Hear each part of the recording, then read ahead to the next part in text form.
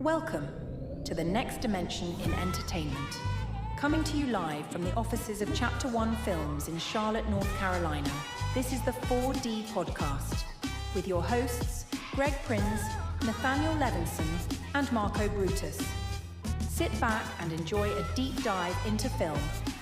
This is the 4D Podcast.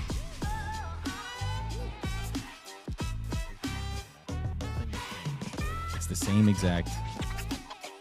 Nothing has really changed. I'm sorry, was Greg talking? Was I supposed to be paying attention? We got him, R2. It's easy. Before the camera started rolling, I've actually been talking for hours. He's just been. We got here and he's just sitting here talking into emptiness. Like, Greg, what are you doing? I'm practicing. This is most if you ever just stumble upon me ever, I'm just talking. It's like that scene in Police Academy where the guy like walks in on. We have a technical difficulty. Oh. I will fix. Just stick on a different camera angle. I did. Okay, all right, we're good. Hey, how's it going? Anyways.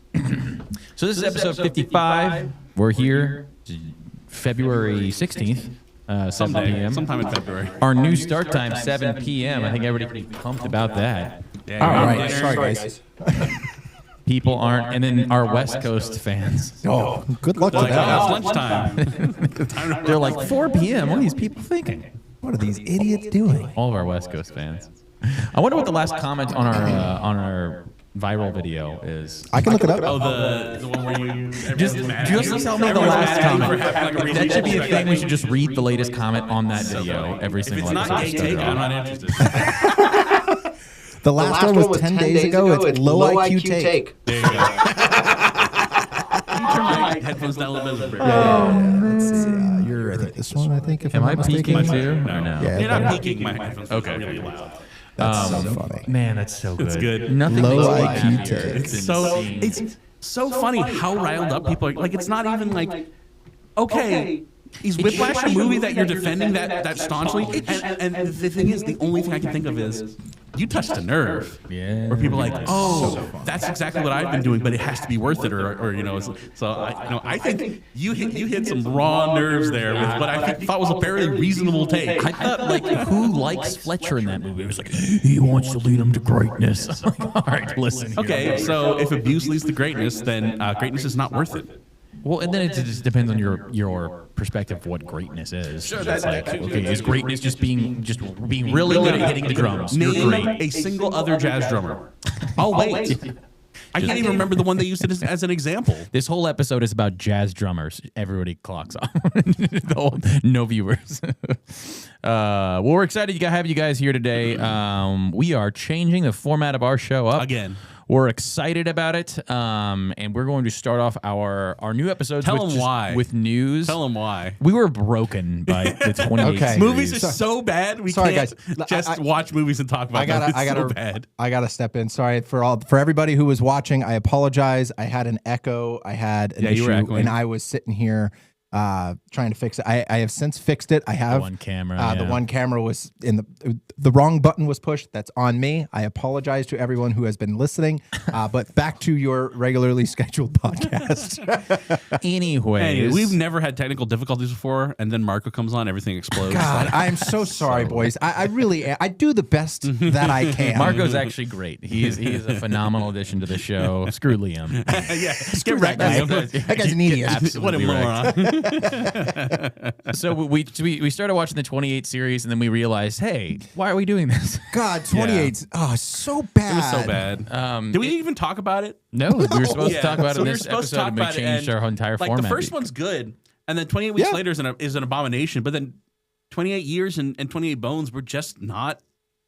It was just like not fun to watch, not fun to talk about. There's just If there's one thing They're just from the not whole good. entire series to talk about, it's at the end of 28 years later, the Swedish Power Rangers just come out of nowhere, and they are like doing front flips and side hurdles off of like a bunch of rocks, wearing colorful garb in like in an otherwise very gritty and grounded movie, and they just come jumping out of nowhere. They're like, "Oh, you must be lost," and they start like just killing all these zombies. And the kid's like, "I guess I'll just hang out with you," and then the movie ends. And I'm like, "What the hell was that?" Yeah. And then 28 Bones, they're like, "Oh, Ralph Fiennes is Satan, so of course he's gonna play a song by Iron Maiden."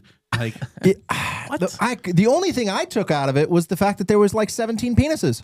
Oh, so Well, there was one. There's one And in one- particular. There was one Very particular large wiener That thing had a mind of If its own. you woke up today and Clearly you were fake. like, "I'd like to see a huge dong," then Dude, just that thing go was and watch massive. Well, 28 well, years. if we want to talk have a about movie- what have we been watching, I mean, there's been a so I watched Obliterated on Netflix. It's like one season. I don't know if they'll do more seasons because it did wrap up at the end of the season. But it's about this team, this like interagency team that stops this Russian guy in Vegas who has a nuke. And so they throw this massive rager party. Then they find out the next day that the nuke was fake and the real nuke is still out there. And so they're all like super hungover, super high, like trying to figure out what's going on. There are so many massive dongs in it. And it just, and there's one where it just like, it goes on forever. It's like, Wait, it's the so, dong or the dong? It's so clearly a rubber dong. It's like a foot long rubber dong. And they just keep it in shot and they're like moving it around. Like there's this whole torture scene where the guy's like going to Jeez. put some, it's like, he's like we this don't little, have this to go little to the blender details. thing. We don't want to go to the And details. it's just like keeps showing the dong over and over and over again. I'm like, guys, we get it. We He has an absurd. He has like a horse-sized dong, a physically impossibly large dong. We get it. When we said we were changing up the theme of the show, it wasn't to talk massive more about dongs. So I'm going to get into the news. This will be a segment where we just kind of cover news in movie world, movie land, TV land over the last 2 weeks until our next episode. So we've obviously had a longer hiatus, being the start to our new season. This is going to be a longer segment, but we're going to start off with some new trailers that have hit the stratosphere. So the first one is a dark Robin Hood adaptation called Death of Robin Hood, and this stars Hugh Jackman, The biggest Jackman. as Robin Hood. I don't know if you guys watched the trailer at all. I watched it when it first came out. To be honest, full disclosure, kind of forgot what it was about. It basically, he's just like, people remember Robin Hood like he's just this guy, but they don't know what it was really like. And it's just him like offing people, like smashing people's faces in, like a really graphic trailer. And I'm like, oh, Wow. You know what? We've never seen a gritty take on a classic folk hero before. This will be new and inventive. And I do not have high hopes for this movie. It just looks like Hugh Jackman playing Rambo. Like he's like, he basically has this one part in the trailer where he's like, "I'm retired. I don't do that anymore." And they're like, "But they took the girl." And he's like, "All right, so I it's gotta literally. go." And I'm like, "Is this Robin Hood?" I'm like, "What the hell am I watching?" So dumb. So we have a new. This was aired during the Super Bowl. Scream 7 coming out. I never watched any of the first ones. I watched like maybe 1 and 2, Yeah, the first and then one's- it just went downhill quickly. Yeah, so the first one's supposed to be good because it's like a send-up intentional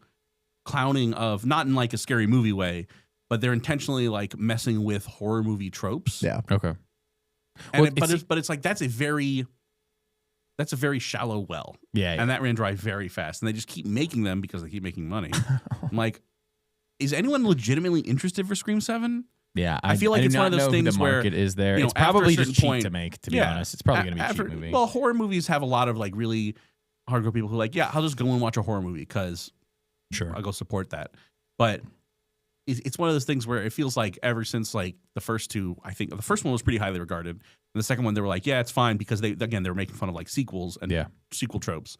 But then they keep making them. And they're like, oh, surely the next one will bring us back to the original Scream. Surely the next one will bring us back to the original Scream. Somebody's going I'm to be like, watching this one. guys, it's played out. And so I don't think it's going to be. I've never seen any of them. I've only ever seen Scary Movie, which makes fun of it, and I thought that was kind of funny. A big one that came out Super Bowl Sunday, Disclosure Day. This is a new Steven Spielberg movie. Terrible title. It looked pretty interesting. There's some intrigue there. This is the one that it's essentially like they're going to expose things that the government's been covering up, but it's all left very mysterious. And you're kind of wondering what the heck is going on. And then I guess it kind of, judging by the trailer, it looks like these things are coming out. Like looks like the government's losing control of these things. There's like an invisible car driving away, and then then there's one part where he's like, so they're not people? And it's like, so I think it's the idea that like the government's been holding like aliens and all this cool stuff, and like these people are like releasing it to everybody. So it's national treasure with none of the charm. So exactly what's been happening over the last 5 years? President's Book of Secrets. They've really timed it up well with all the Epstein files. There's a lot of intrigue, but it's also, I don't know much of anything about it. And it's got a terrible name. Disclosure Day is comical. Bad name. Yeah, that's a little rough.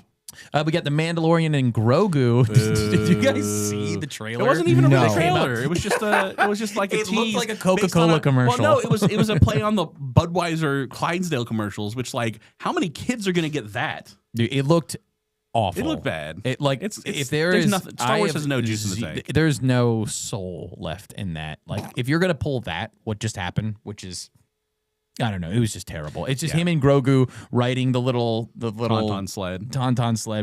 and really not excited about that one. Nope. I don't know about you guys. I'm not going to go see it. Project Hail Mary. This one's kind Could of be exciting. good. Yeah, Ryan Gosling stars in it. It's based off of a book. Anybody know more about this movie other than the trailers? So my wife, she read the book and said that the book is phenomenal. Yeah.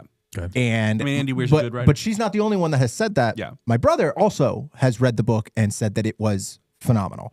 So I personally have really high hopes for it. It's done the same author that wrote Project Hail Mary also wrote The Martian. Yeah, Andy Weir. Okay. So it's the same Same guy. general idea. I am super excited for this movie. So- this is like this could be like a top movie for me for the year. And so from my understanding, it's not just that, they have to figure out a way to communicate. But also because the trailer I think sets up the problem, and they're both going to the star to see if they can find a solution to the problem. And it's like they both of their civilizations have the same problem. Okay. And so apparently there's like an interesting, like one of the interesting parts of it is the perspectives that each civilization has, where, the human guy's taking some things for granted, and the alien guy's like, I don't even know what you're talking about. Like, what does that even mean? Right. So it'll be interesting to see if Hollywood actually does that well. There's an alien guy? Yeah. That's the whole point. so- That's yeah, Rocky. so it's- That's the whole point. yeah, Did you so not the- watch the trailer? This is in the trailer. Okay, from what I understood from the trailer, Earth is dying, and they send us like a dude who's not an astronaut, but he effectively knows how to restart the sun. Yeah. And so they're like, we need to send you. Yeah. I knew nothing about aliens. So no, it's in the trailer. So they send him, and he finds an alien ship that is also at the same planet. And so the whole movie is like he has to try to communicate with this alien because this alien was basically sent on the same mission for his civilization. Yeah. That's in the trailer. And the alien is from a planet who is also having an issue Right. with the same concept. they're having the same they're problems. having the same exact problem as us here on Earth. And so the idea is that they have to communicate in a way that they essentially work together for the common cause of fixing the Right. problem, basically. Yeah, I'm far more interested now. Dude, honestly, that's I'm that really premise- excited for it because the alien supposedly doesn't have a mouth, doesn't have ears, and all the things or whatever those senses are, and they have to like figure out a way to communicate with this thing that doesn't communicate like we do, Verbally, and yeah. whatever. Love So it's really interesting, and I'm really excited to see. Plus, let's be honest, Gosling's a good looking dude. Yeah, Gosling is like if Ryan Gosling's Reynolds was able to do And he's very more than just talented. comedy. Gosling's for sure one of the more charming good. actors that currently out there. Man, baby Ryan a Gosling, Ryan Remember the Gosling fan. Titans, so good. I love all the music, no matter what movie he comes out in. It just has a picture of him in that movie, and it's like, let's not forget that before he was Ken, he was an absolute liability versus Ed Harris in the national championship game, and it's Ryan Gosling with the huge shoulder pads such a good meme. from Remember the Titans, just being like. It's just this dorky picture, and he gets so taken good. out of that game because he keeps getting burned, which is just hysterical. That's so good. We have The Adventures of Cliff Booth. So this is the sequel, not really a sequel, but it's the same character continuation from Once Upon a Time in Hollywood, which I didn't watch. It is so. Brad Pitt's character in that. So Brad Pitt plays a character in Once Upon a Time in Hollywood who is a stunt double, Cliff Booth, and I don't think that he's based off of a real person. No. But Once Upon a Time in Hollywood is I always describe it like this. The first hour and a half are obnoxiously boring, and then like the last 50 minutes are amazing. Like it's basically like the Manson murders, just they accidentally went to the wrong house. So like these hippies that went and killed these actors, they accidentally went into Cliff Booth's house, who lives next door with the guy that he does stunts for, like the super popular actor, which is Leonardo DiCaprio. And this is Cliff and Leonardo in there, and these like hippies break in, and then they just like murder these. It's incredible. Like they're freaking out, and the hippies are freaking out. And they just, anyways. So it's an incredible ending to an otherwise kind of, in my opinion, kind of like a boring and long movie. But Cliff was such a likable character that they made, I guess, a spin-off movie. So it was a very obscure trailer. It was just a super short thing. So it wasn't a whole lot going on. We do have a second on the fact that Gosling was a terrible defensive back. Yeah, that's That the dude- whole point. Absolutely terrible. Let's not forget. We have a second He was an on that. absolute liability. he was an absolute liability. But I can't keep up. He recognized it and he said, "Put Petey in." That's fair. That's fair. He He was said, a man. "Yeah, I'm going to give up my chance to play in the championship game because I'd rather have my team win than." Yes. Yeah, so despite the fact that he's kind of a terrible football player, he recognized that and let his team win with him on the bench. Still a little girl. All right. So last trailer we're talking about is an obscure trailer called Toxic. This is a Bollywood movie. Oh, we watched that one. It was Me and wild. Nathaniel watched the trailer. This trailer is bonkers.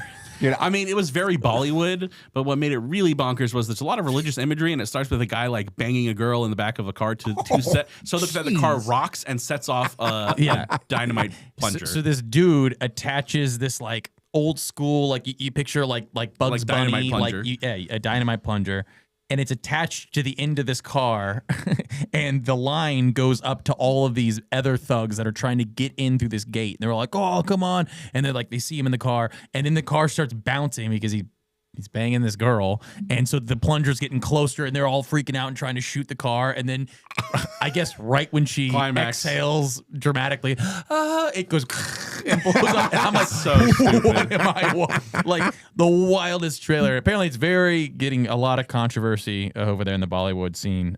That's for that so trailer, but it was big enough to talk about. A lot of F-bombs dropped in that trailer too, Yes, which that is true. I don't know if they censored that in Maybe that's why Bollywood, it's so 'cause like- controversial. It's like saying married in you could say married in a PG movie. Interesting. No Marvel movies in the Super Bowl. This is like a big thing in the last Yeah. like 10 years or That's something. because they're There's just been Marvel building up to trailers. Doomsday, and if Doomsday doesn't work, then they're probably just going to sell it. I don't They're think just done. legitimately, if Doomsday doesn't make a profit, they will probably sell Marvel. Kids Corner, we had a new Mario Galaxy movie trailer in the No Super interest Bowl. in it. There's a new Pixar movie called Hoppers. Looks terrible. And then Minions and what Monsters. What happened? Also looks terrible. What happened to Pixar? Their movies don't look good anymore. I think Pixar is just, not even that they look good, they're just bad movies. They are, but if you look at Elio, like the animation is terrible. Like Bean Mouth, and it's like garish colors, but it's all washed out. The Pixar movies. I think they're just look getting bad. rushed. I They're think, rushed. I think it's part of it. I think a lot of the good animators have left. That's fair. I'm actually excited for Mario. I mean, I thought the Oh, yeah, first that's Mario fine. movie. I just didn't I watch thought it. the first Mario movie was really well done. You know, it's got all the nostalgia for all of us Mario people back in the day that Sure. played I hours and haven't hours of watched it. N64 and this and that. I was happy with the way that the first one came out. I didn't watch it, but I heard it was incredible, actually. Yeah. I mean, it was like one of the highest grossing movies ever. Like, Yeah, it was, it did. we Yeah. need to go Went and to watch it for sure. gangbusters. Oh, maybe. So my biggest issue is that they didn't get Charles Martinet, who is alive and is the voice of Mario in every video game. Why not just let him do the voice? Why is it Chris Pratt? That baffles me in a way that I can't watch this movie. They're like, and you know, when you think Italian, You think Chris Pratt. What the hell? What? How do we get there? Or you could get Charles Martinet, who is the honest to God's voice of Mario. maybe they finally were like, hey, we got to stop being racist. Because literally, Oh, that's definitely not an everything issue. in the world is taboo right now. But you Yeah. can still walk I out got into the news for you. street and Japan go. doesn't care about that You that can walk much. out in the street and just go, "Let's go." That's totally Let's go. fine. That's totally fine. All right, new movies releasing in the past couple weeks. We had Wuthering Heights release this past Apparently weekend. controversial. Well, yeah. So I guess. So what's the history behind Wuthering Heights? So I know have that it's based no off of a idea. book. It So it's it based is a off book. Yeah, so it is a book, and there was a movie back in '92, I believe, Sure. was the first adaptation of Wuthering Heights. From what I understand Wuthering, from the okay, controversy, Go ahead. What do you I was just going to understand? say, just from the limited, it's just that it's a new modern take, and not everybody likes that. That was part of it, from my understanding. But also, apparently, they this is where the headcanon morons. So boy. in the book, again, Yeah. this book is set in England in the 1800s. Oh, gosh. One of the characters is described as dark, Yeah. just like a dark, not like skin wise, just like it's a dark man. Yeah. Oh, okay. I was And- going straight to the black. Yeah. Well, okay. So that's what again, modern day people read that like, oh, dark means black. Like, no, it didn't. Like, he had a dark Well, countenance. to be fair, the only reason why I thought that is because of all the crap that's been going on with Hollywood Sure. and the idea that Sure, everybody needs to. But no. So it's funny because it's actually the opposite of that. So they cast a white guy. And everyone's and a bunch of people got mad. Like, he was described as dark in the book. He's clearly black. Like, he's not black. Dog, how many, like Like, he might be tanned. He might be like Mediterranean, like Greek, like that kind of dark. But it's as opposed to being like, ginger white, okay. right? So Not me. I don't know who you're pointing to. I tan wonderfully. Born and raised in Miami. You can call me a ginger all you want. we got him R2. Where's the we got? You need a we got him R2 button. Wrong. Wrong. Greg is as ginger as the top of his Gatorade bottle. Another movie coming out, Crime 101. This one is looked with Chris interesting. Hemsworth. I actually do think that this is probably worth a watch if you're tuning in and you're like, man, I just want a good movie. It looks fun. It looks like a fun movie. could be. It just looks like Although it has Mark cool, Ruffalo, so. interesting crime movie. And Chris Hemsworth is a cool dude, and it's got Halle Yeah. Berry and some other ones. So Ruffalo. But Mark Ruffalo's last performance made me want to stop watching movies. Yeah, Mickey 17 was barf. The Goat was the last movie that came out. I had no interest in that. The Goat is just an animated movie Yeah, about a goat that it lives in a animal world where they play basketball. And Don't they he call it wants to play something different, basketball. like Doom Ball or Battle Ball or something like that? It's basketball. Death ball. But Yeah, clearly they'd it probably is. Call it something else. So Space Jam. Basically, except the Monstars are normal, Oh, and he's like a dweeb, and that's the abnormal one. You dweeb. It's funny though, because think about it. They're like, oh, the reason you can't play this is because you're literally half the size of other players. And like, yeah, that's a reality in basketball. When's the last time you saw a 5'2" basketball player other than like Nate Robinson, who could anomaly. jump like 3 times his own height?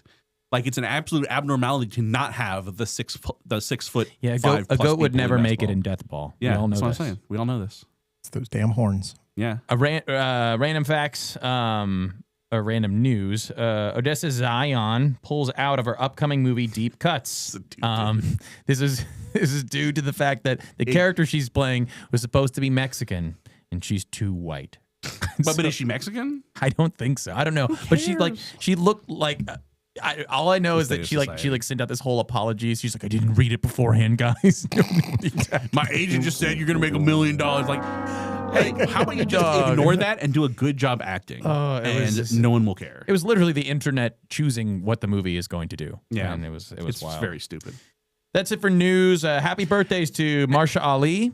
Mahershala Ali. Whose Blade movie is never gonna come out. To Elizabeth Olsen and to Ice-T, all born on today, February 16th. Also, movie birthdays: Silence of the Lambs, Black Panther, Ghost Rider, Happy Gilmore, and Muppet Treasure Some Island. of those are not like the others. Ghost Yes, Rider. obviously Ghost Rider being the top of that list. Yeah, it's a clear peak. Great Clear peak movie. there.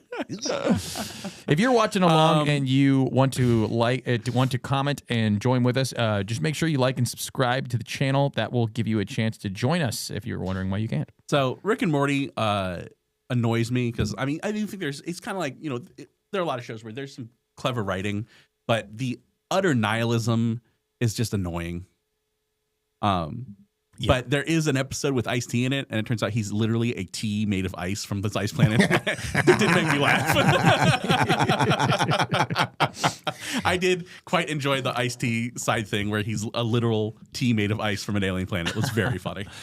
All right, so around the 4D couches, what have we been watching over the last couple weeks, guys? Man, do I have Marco, a- what man, have do I have a list. What have you been watching over the last So couple weeks? I- 'Cause it's been a while. It has been a while. So yeah, so my list is rather long. But I think what I've been trying to do over the last 2 months of the 2026, one of my New Year's resolutions is just generically watch more movies.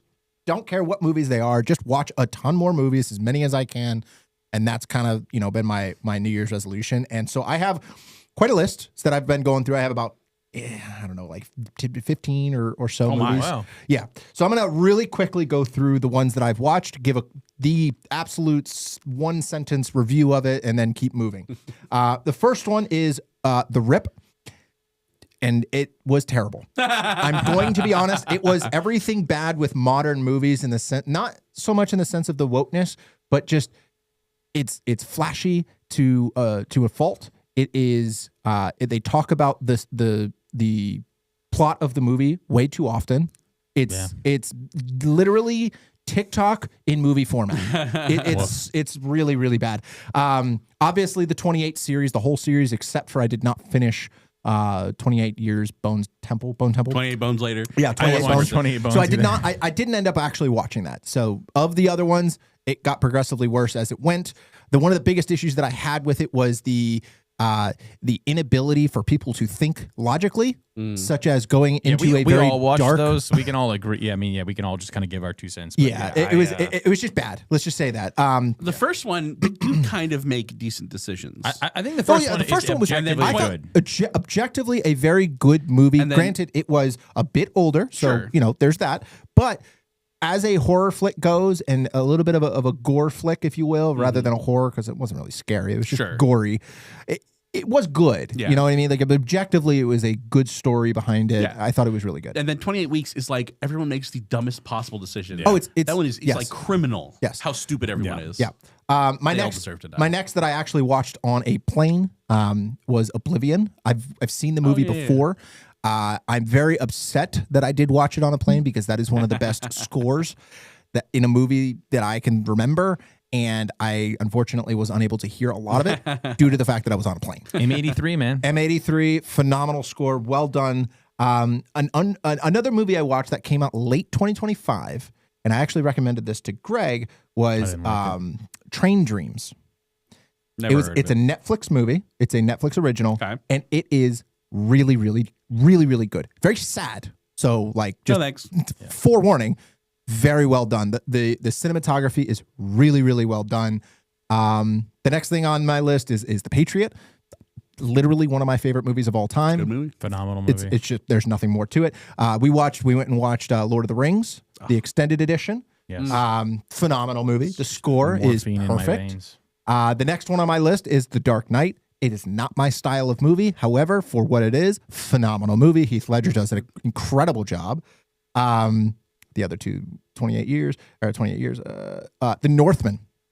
He didn't like that. I hated it. Couldn't even finish I didn't it. watch it, so. Could not You even watch it? finish. Liam, was it It John was- Boney that No, watched it? I didn't watch it with you guys. Oh, wow. It was atrocious to watch. I could not. I literally It's had like to super shut it violent, off. right? It's violent. It's extremely gory, violent. It's incredibly violent. But there's just so many things that are just so cringy about Yeah. it too that I couldn't. Anyways, I just recently watched, like 2 nights ago, I rewatched Independence Day with Will Smith. Great movie. Fun movie. Don't really like Will Smith as a person, but Welcome great to actor. Earth. He's a phenomenal Buddy is a actor. great He's a actor. phenomenal I mean, Hitch he is so good. he is up there with one of the best. Yeah, he's really good. Another one I watched, and because the reason why I watched it is because my wife had not seen it, is Braveheart. Incredible movie. Incredible movie. I watched Braveheart for the first time on a little CRT TV Oh, That's in my dorm thank room you, my guys. freshman checks year out. nice. on VHS. Ooh, nice. And then my last movie, and then I'll let you guys take over, is Fahrenheit 451, which is essentially a complete, utter knockoff of the book 1984, but worse. There you go. Do you know Fahrenheit 451 was also a book? Yeah, I was gonna say it's Fahrenheit 451. No, I is understand just that. based off the book. No, I completely understand I'm that. curious as But to when those also, came Yeah, out. it is a complete very and utter similar knockoff idea. Yeah, I mean, of there were a 1984. lot of books based on the whole Big Brother idea of just being being And watched. Brave New World came out around the same time as well. Well, Nathaniel looks that up. I'll talk about the movies I've seen. I don't need to do all of the movies that I've watched, just because it's been about like a month, I feel like, till our last one. Excuse me. But I also 1984 did come out a couple years before Fahrenheit 451. I also obviously watched the 28 movies. First one, phenomenal.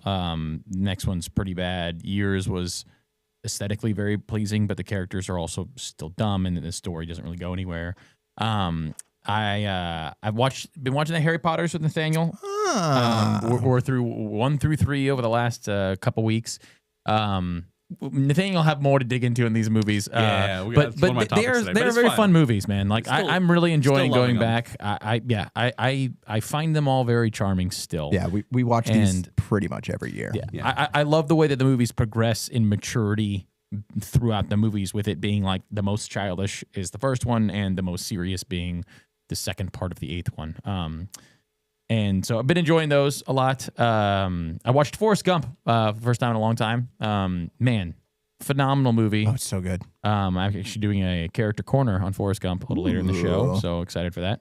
Other than that, TV shows, I've been watching New Girl, One Punch Man, Night of the Seven Kingdoms. Really good. Man, as somebody that did not really love the Game of Thrones shows, I really like this. Also been watching this show called Primal, which is the Samurai Jack animators, who have animated a new series about a caveman who befriends a dinosaur.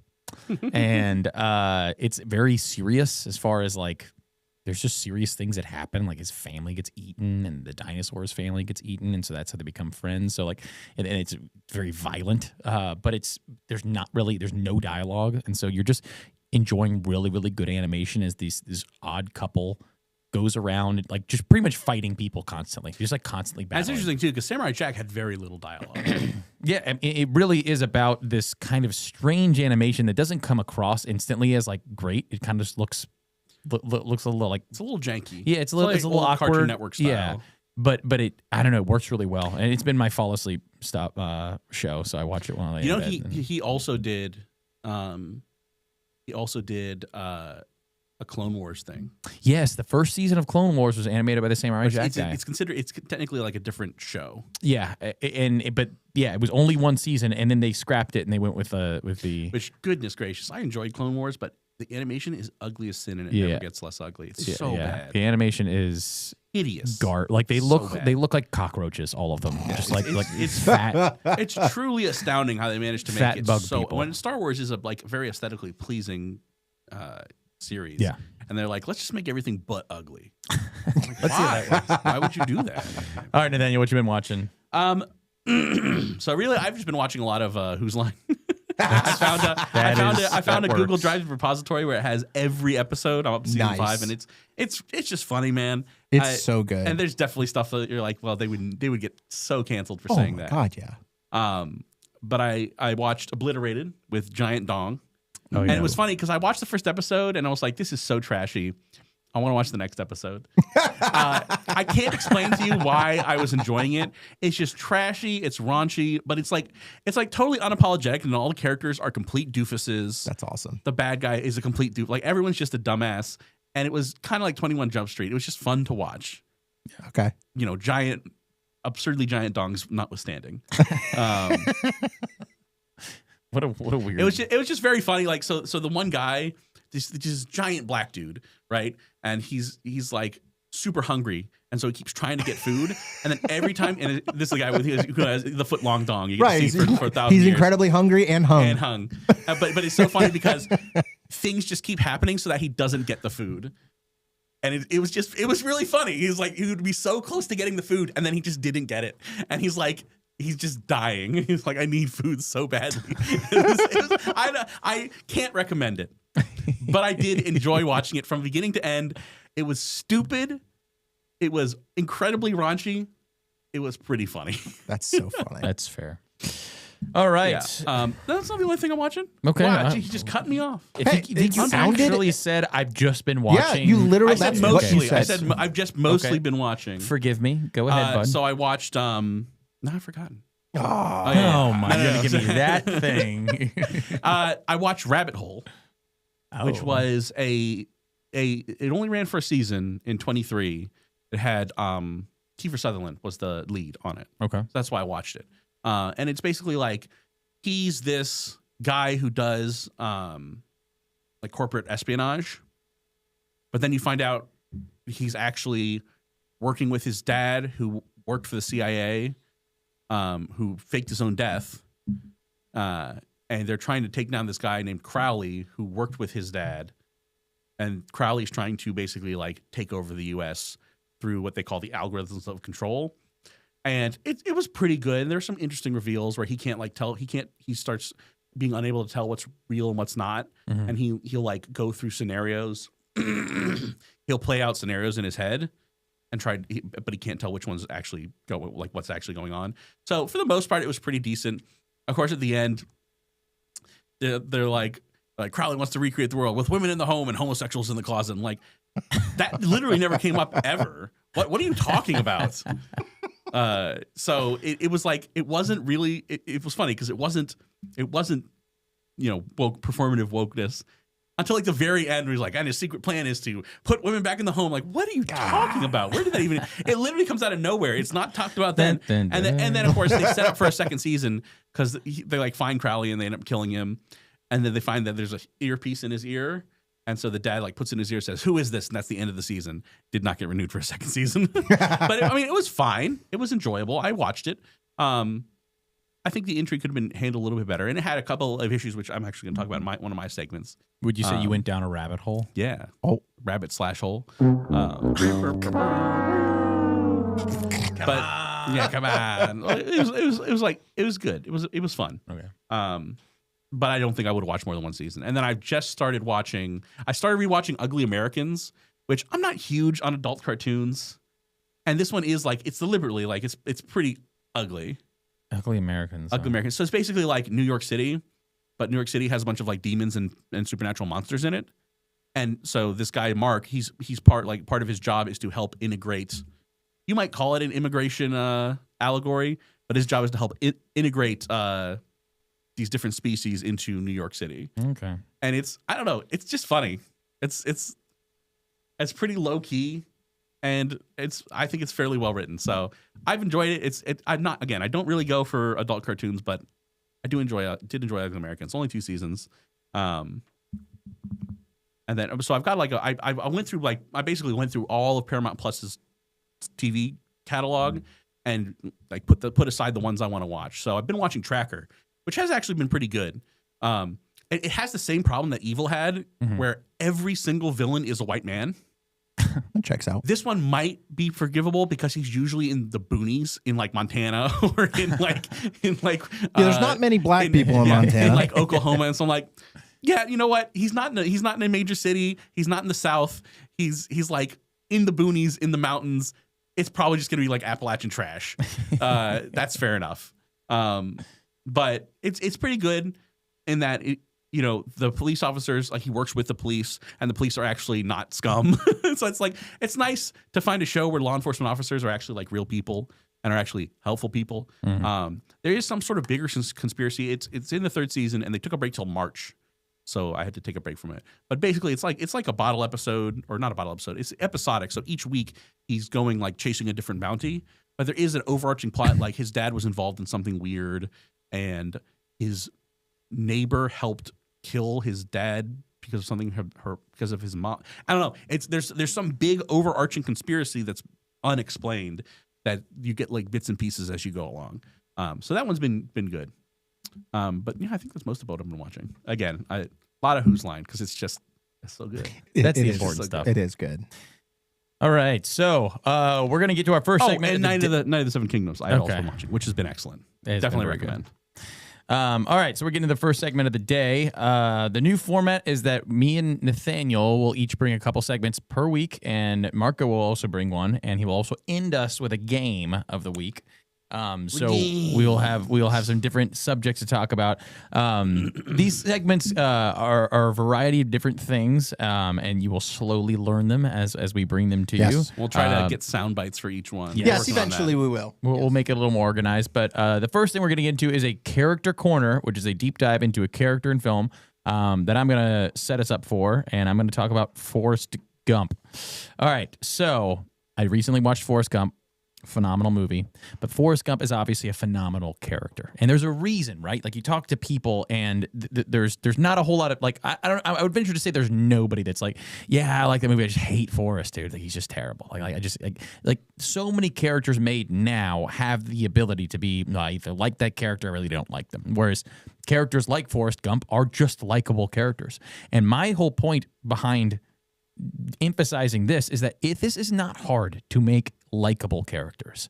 Now, Forrest Gump, if you really look at him as a character, doesn't have much of a huge character arc, and this is fine. For the sake of his story, the story just kind of happens to him. Right, this is what makes him charming. He talks about it very plainly. Like this is just his life. Things have happened to him, and to him, it's all very simple and relative. But everybody else is like, you've met like 7 presidents, and you're a multi-bajillionaire, and you're an all-American, you're a war hero, you're everything.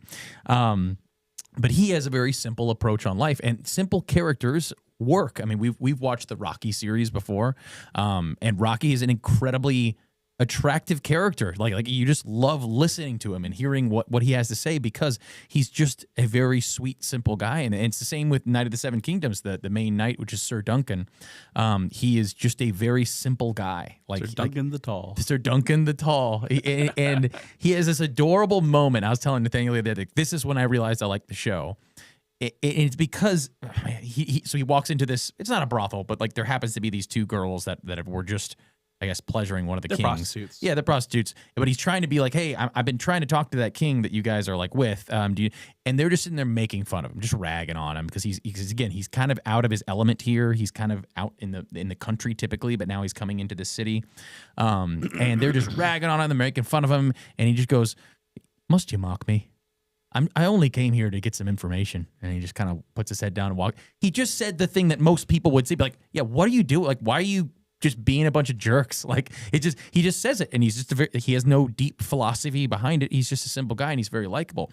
And Forrest Gump brought this to the screen perfectly, where he's intentionally, obviously in this specific movie, he has a high functioning autistic or Down syndrome, whatever Forrest Gump has.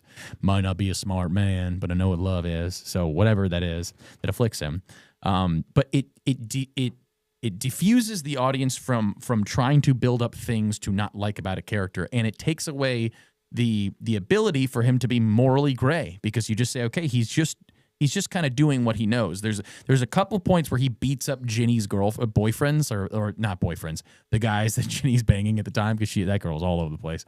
And he loses it every time. Like one of them is just like all over her. He just goes and starts beating the hell out of him, and she has to pull him off. So like those would be the only instances where you'd say maybe he went too far, but honestly, most of them you encourage that. But he's an extremely likable character, and he's done so well in this movie because the movie itself is the thing that people pay attention to, and he's such a simple part of the overall story. But that's okay. Like those are great characters to make. Like he doesn't do anything morally gray at all, which is going to be my next segment, talking about moral ambiguity.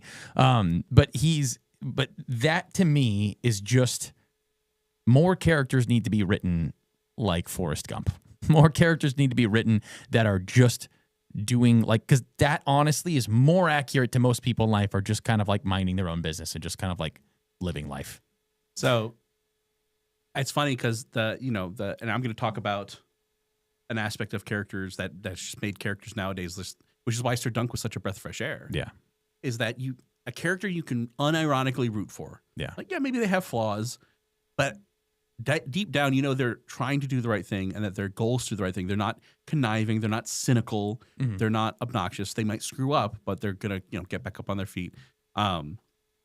Is so much more prevalent in anime. Yeah. And I think it's one of the reasons that anime is just completely whooping everything Western. Yeah. Because I think of 2 examples, like One Piece with Luffy, and the author and Welcome to Demon School Aruma-kun with Aruma, that they're both just such lovable characters because they're always there for you.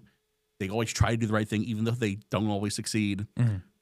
But they exude kindness, and because of that, they just draw people to them. And it's you're like, yeah.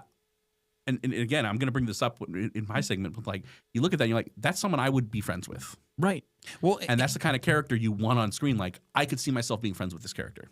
And the purpose is simple. Like his purpose was essentially just I like Jenny, and everything else was secondary. It was like, yeah, then Jenny left again, and so I just whatever thought I might join the army, and so I did, and then I was done, and so I thought I'd play ping pong because they told me to. Like that's his whole life. Like he doesn't have necessarily a distinct purpose except for Jenny, and like writing a character that way focuses on who he is as a person, and it works if he's a really attractive person, right? Like somebody that you said you want to root for, and he's probably maybe the pinnacle of this example, just because he as a character is so like you just turn it on and he instantly just he's just hello, there's anybody next to him sits down, he just wants to start talking to him just about life and just about the stories that have been going on. He has no social awareness to know that that's awkward or that most people don't do that or offer people chocolates. Like he's just but it just works perfectly, and I just think that it just doesn't take a lot to write. That's the thing that frustrated me the most is I was like, more characters could be written like this. It really doesn't take much. Just make your main character a very simple, sweet person, and like that's it, and have the story happen to them, and like you can have more characters like this. It's funny because people often think about more complexity means better characters, and there's an aspect of it's okay to build more complex characters. Sure. So they end up being more relatable in certain ways. Doesn't mean those characters are bad. Yeah. So if you look like Beowulf is just kind of the good guy, kind of moves forward, doesn't really get impeded by everything. And you're like, okay, can I relate to that? Maybe because he doesn't really have any character flaws. Okay, so you add some character flaws in, and then that makes them more relatable, right? And then they keep going, keep adding. And I think about, people ask me, I love cooking, Kitchen Chemist, subscribe. And people ask me, what's your favorite thing to make? My favorite thing to make is bread. Water, yeast, flour, salt. That's it. And fresh baked bread straight out of the oven is simple, but it's one of the most delicious things. Yeah. Simplicity has nothing to do with the quality. Right. Exactly. A well-written, simple character will always be better than a complex mess. Yes. Well, and the problem is a well-written, complex character is still fine. Yeah. But I can sympathize with somebody going, well, that's difficult. Like it's hard to put all those pieces together to make somebody who has flaws, but is still, but the audience will still like him. And that's why I'm like, well, it's not hard to do the simple ones, but you got there's just no character. Like when's the last time you've watched a movie and just been captivated by a character in the movie recently, like a new movie? I will say there have been plenty of simple characters, but they're just simply awful. Well, there fair. So this actually is an interesting topic for me because I didn't know you were doing this particular subject, and relating it back to a movie that I just recently watched and told you guys about is Train Dreams. It is a very simple main character. Yeah, that's that true. Life happens around him, and you're going through this guy's life, and it is just so unique and so powerful, tragic. and tragic. But yes, What but is it also about? just it's about a guy who's a logger. Okay. Like a lumberjack? Yeah, lumberjack guy, and he does like odd jobs or whatever. Way back in the day, right? Like, define back in the day, 1800s, 1700s. They're using hand tools. They're building train tracks. Like wow. So like 1800s. Yeah, they're it's back there. It's back in the day, and he leaves his wife and kid to go and do logging because that needs to happen in order to pay for the bills and leaving blah blah blah. doesn't mean he just goes and he works. He goes and works and comes back. Right. But then like I don't want to ruin it for you because I really think that's all you need to know. There is a very sad point in the movie, and he has to work through that. Many very sad points in the movie. Yeah, and it's just about this guy's life or the world happening around this very generally ordinary individual who just is a hardworking lumberjack guy and wants to be a good family guy and good dad and things like that. But, tragic things happen. And it's about this guy's life, basically, is what it is. But he's a very simple character in the sense that he's very relatable.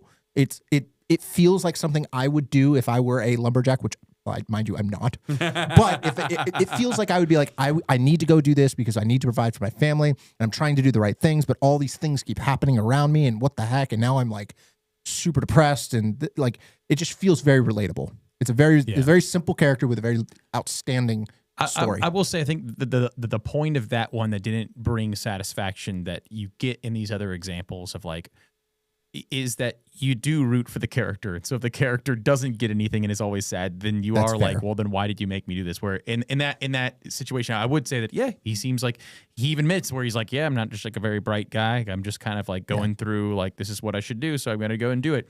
But then life is just tragic for him constantly. So I'm like, well, now I just my internal feeling, I was like, I am just sad and I can't do this.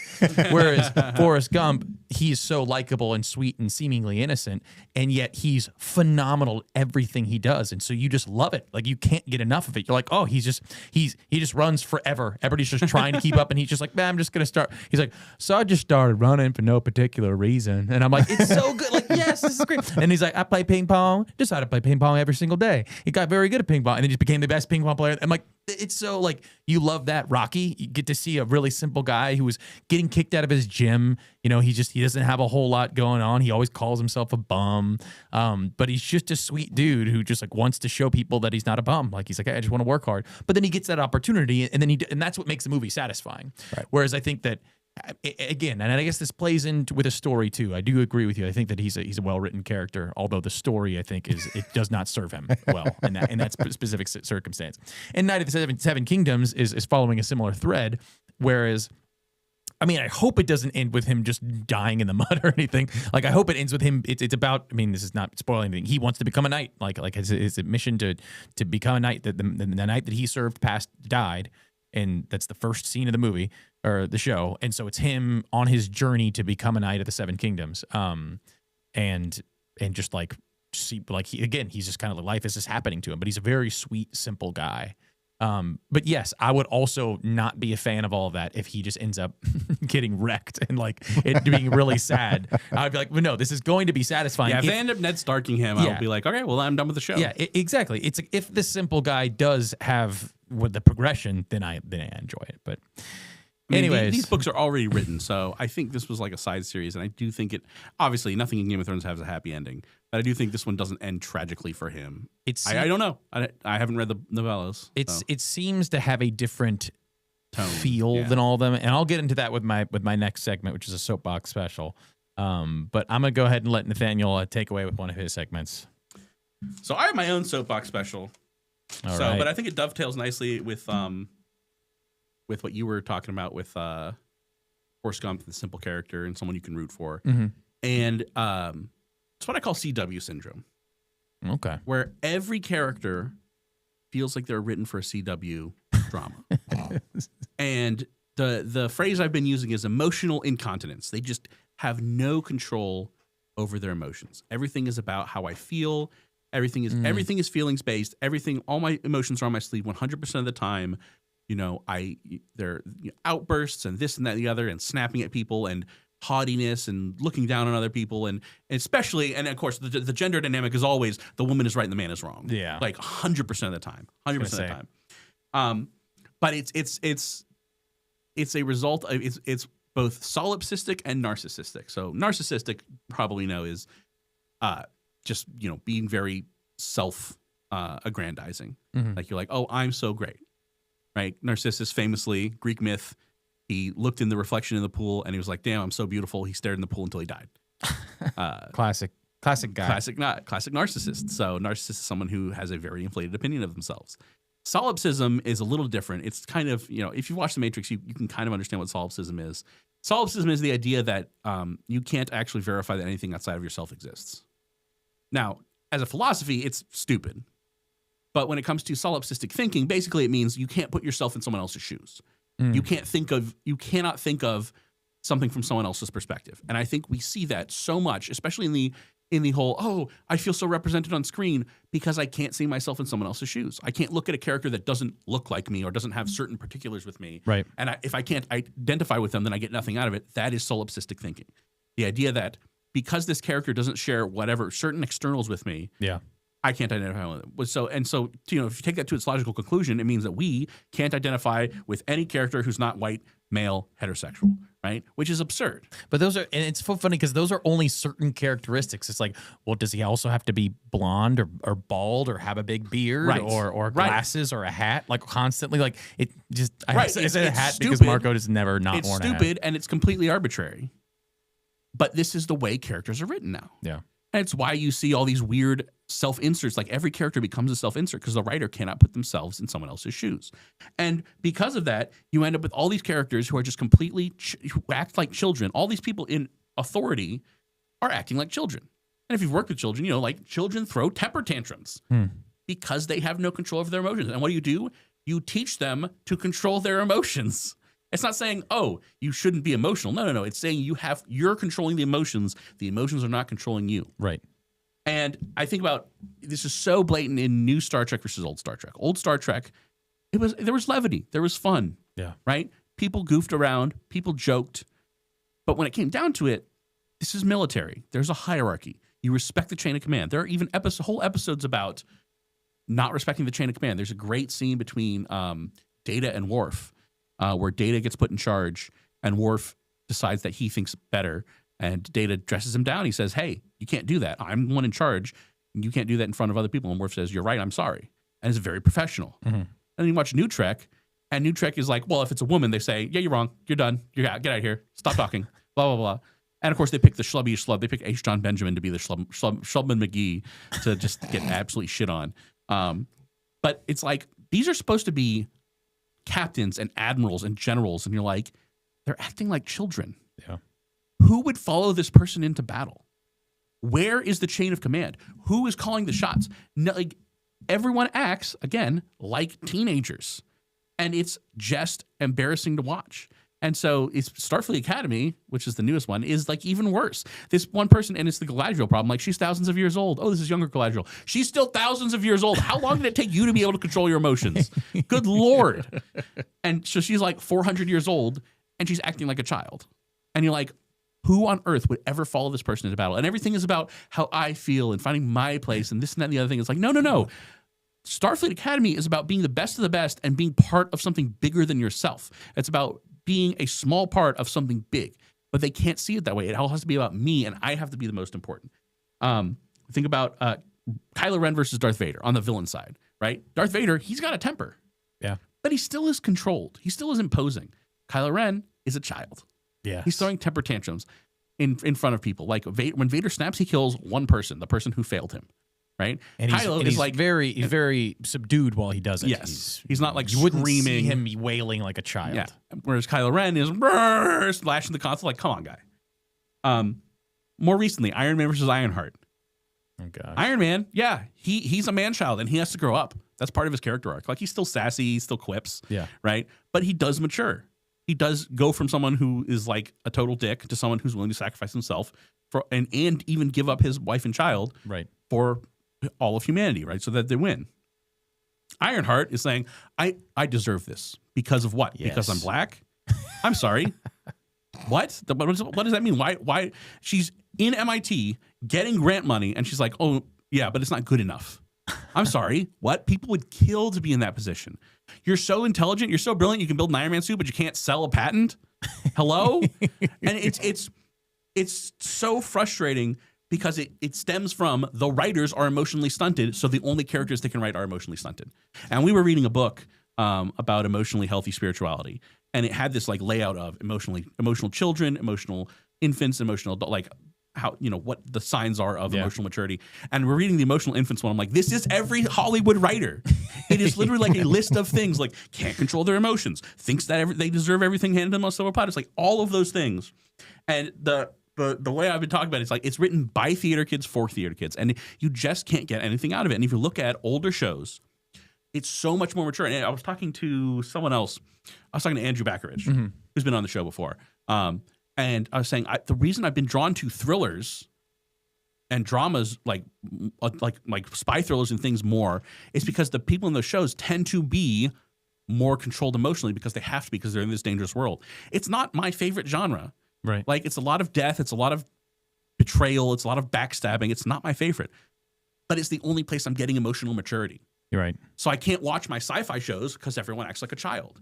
I can't watch, like superhero shows because everyone's a child. Like, there's no maturity. Even in stuff like The Boys, which is supposed to be mature, it's not. Like, Obliterated was very emotionally mature, but it wasn't trying to be serious. It was a complete joke from start to finish. It was just clowning around, and that's why I enjoyed it, because it was clearly a clown show, and it knew it was a clown show and was trying to be a clown show, and it did a good job being a clown show. It wasn't at no point was I like, well, that's just being obnoxious and rude to no. Everyone was an idiot.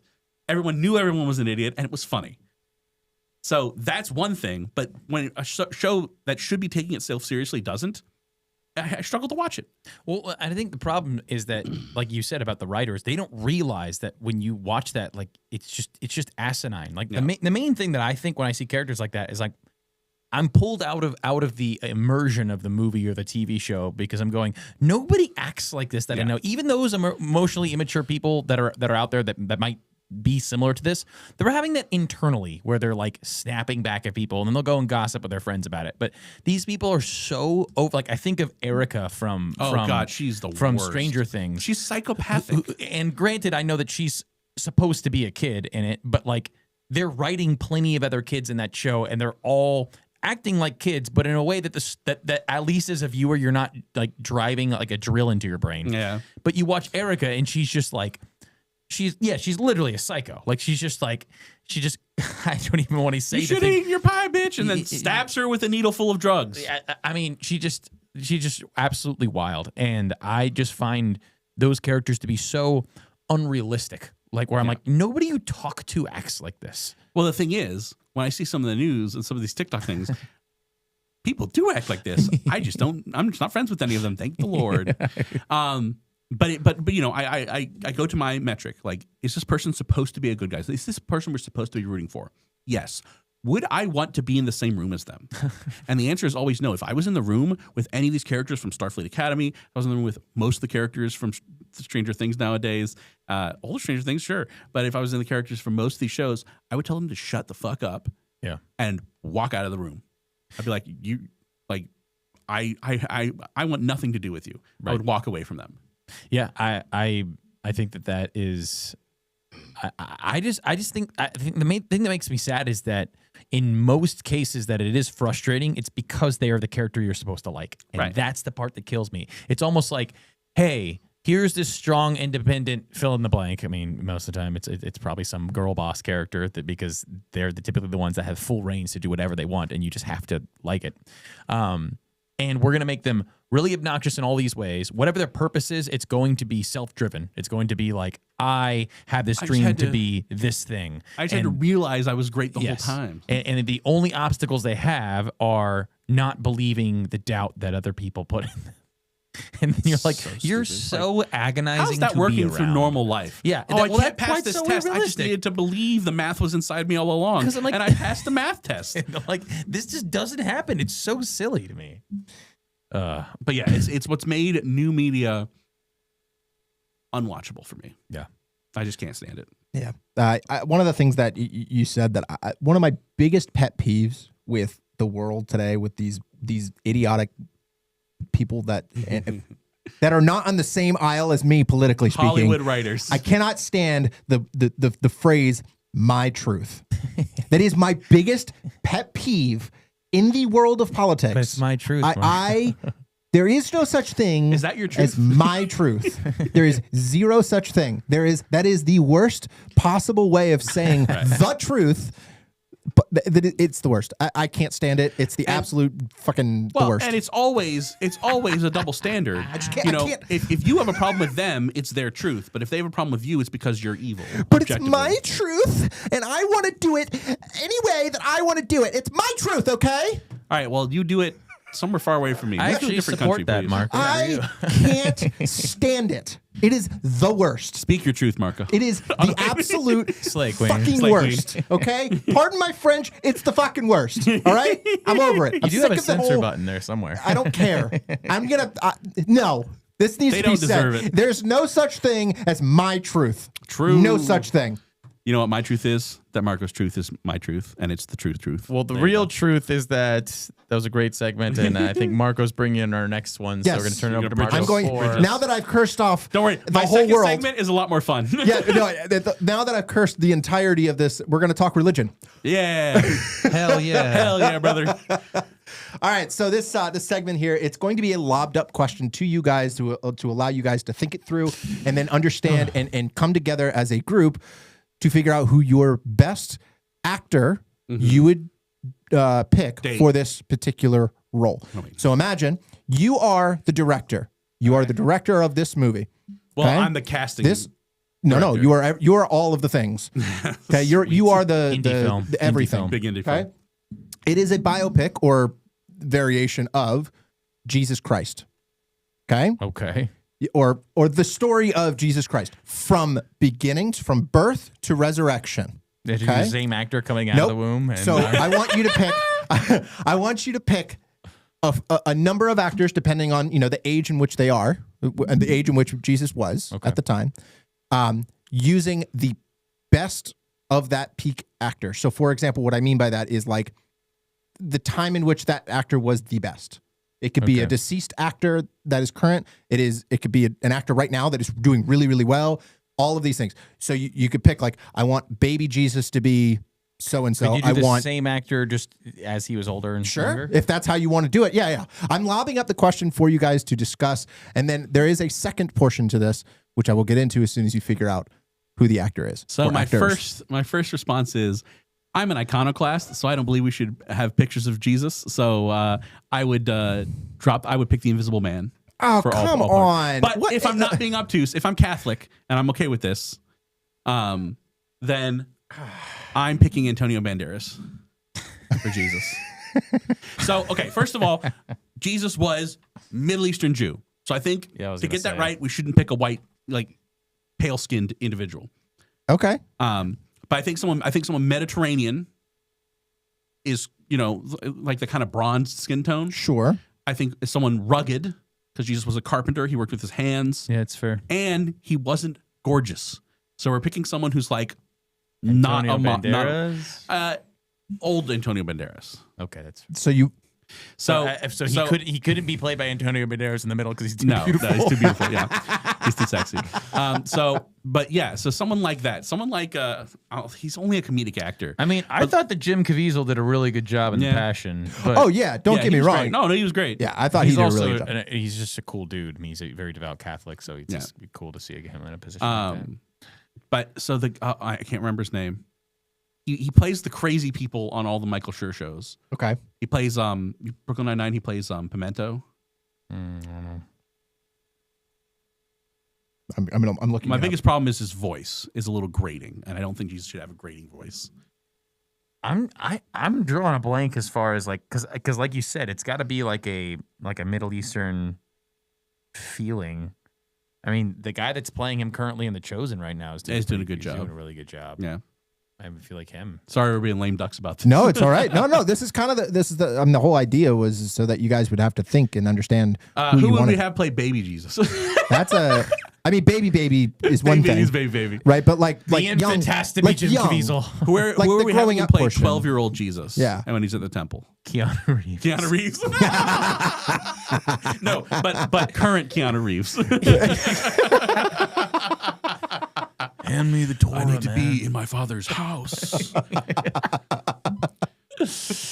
Okay, all right.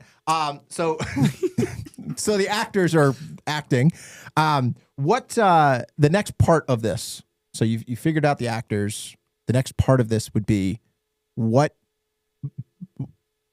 stories in his life would you A, use in the movie, and B, would you either A, gloss over or just not use it, right? Because obviously it can't be like a bajillion hour long movie.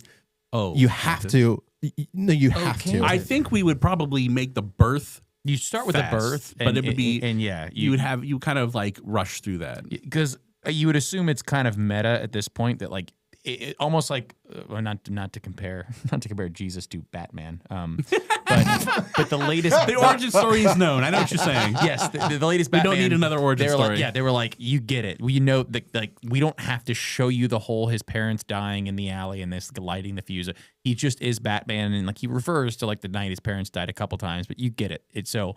I think that you could just open with him being born, like with a pregnancy scene, and then him being born, and maybe like the wise men being there, but then it cutting to like I wonder what man he's gonna be, whatever. You know what I would do? I would frame the whole thing as the Sermon on the Mount, but then I would cut away to different moments in Jesus' That's life that cool. are relevant to what's happening, like what he's talking about in the Sermon on the Mount.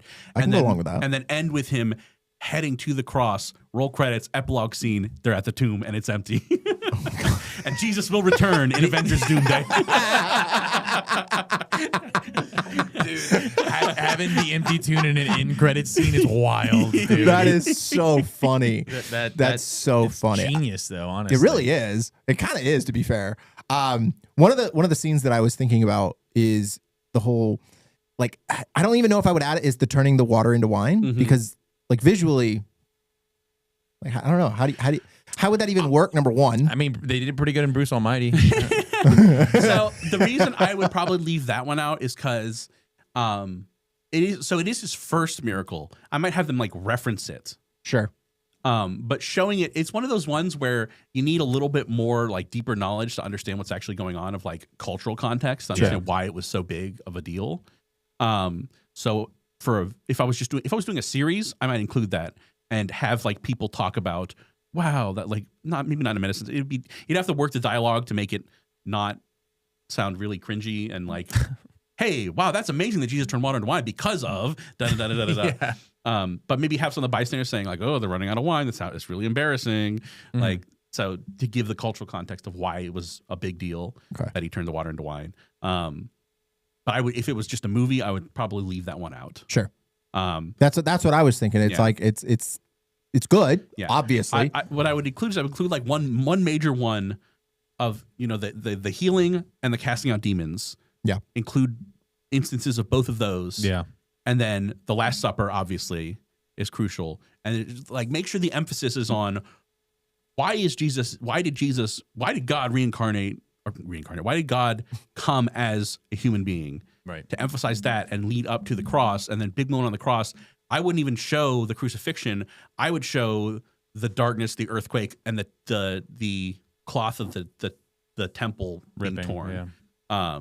So you wouldn't show the crucifixion? I wouldn't show it in grisly detail. I might show like the body on the cross, kind of like what was the one we watched? Fairly recently. It was oh man, I'm not gonna. It was remember really the good name. though. Yeah, we watched it with Alan. Was it called like Follower or Something or like that. Yeah, it was something I don't along the remember, line but of like it basically it's a Roman soldier who's investigating the news of Jesus coming back to life. Okay. And so it starts with him being at the crucifixion and seeing the dead body of Jesus on the cross, and then him like trying to figure out what's going on. Okay. So, but it was really good. And so what you're saying is then at that point, then the resurrection is a much bigger scene. Yes. Yeah. I agree like with the post credits. Post-credit resurrection. Post credit is actually dope. That's actually a really good idea.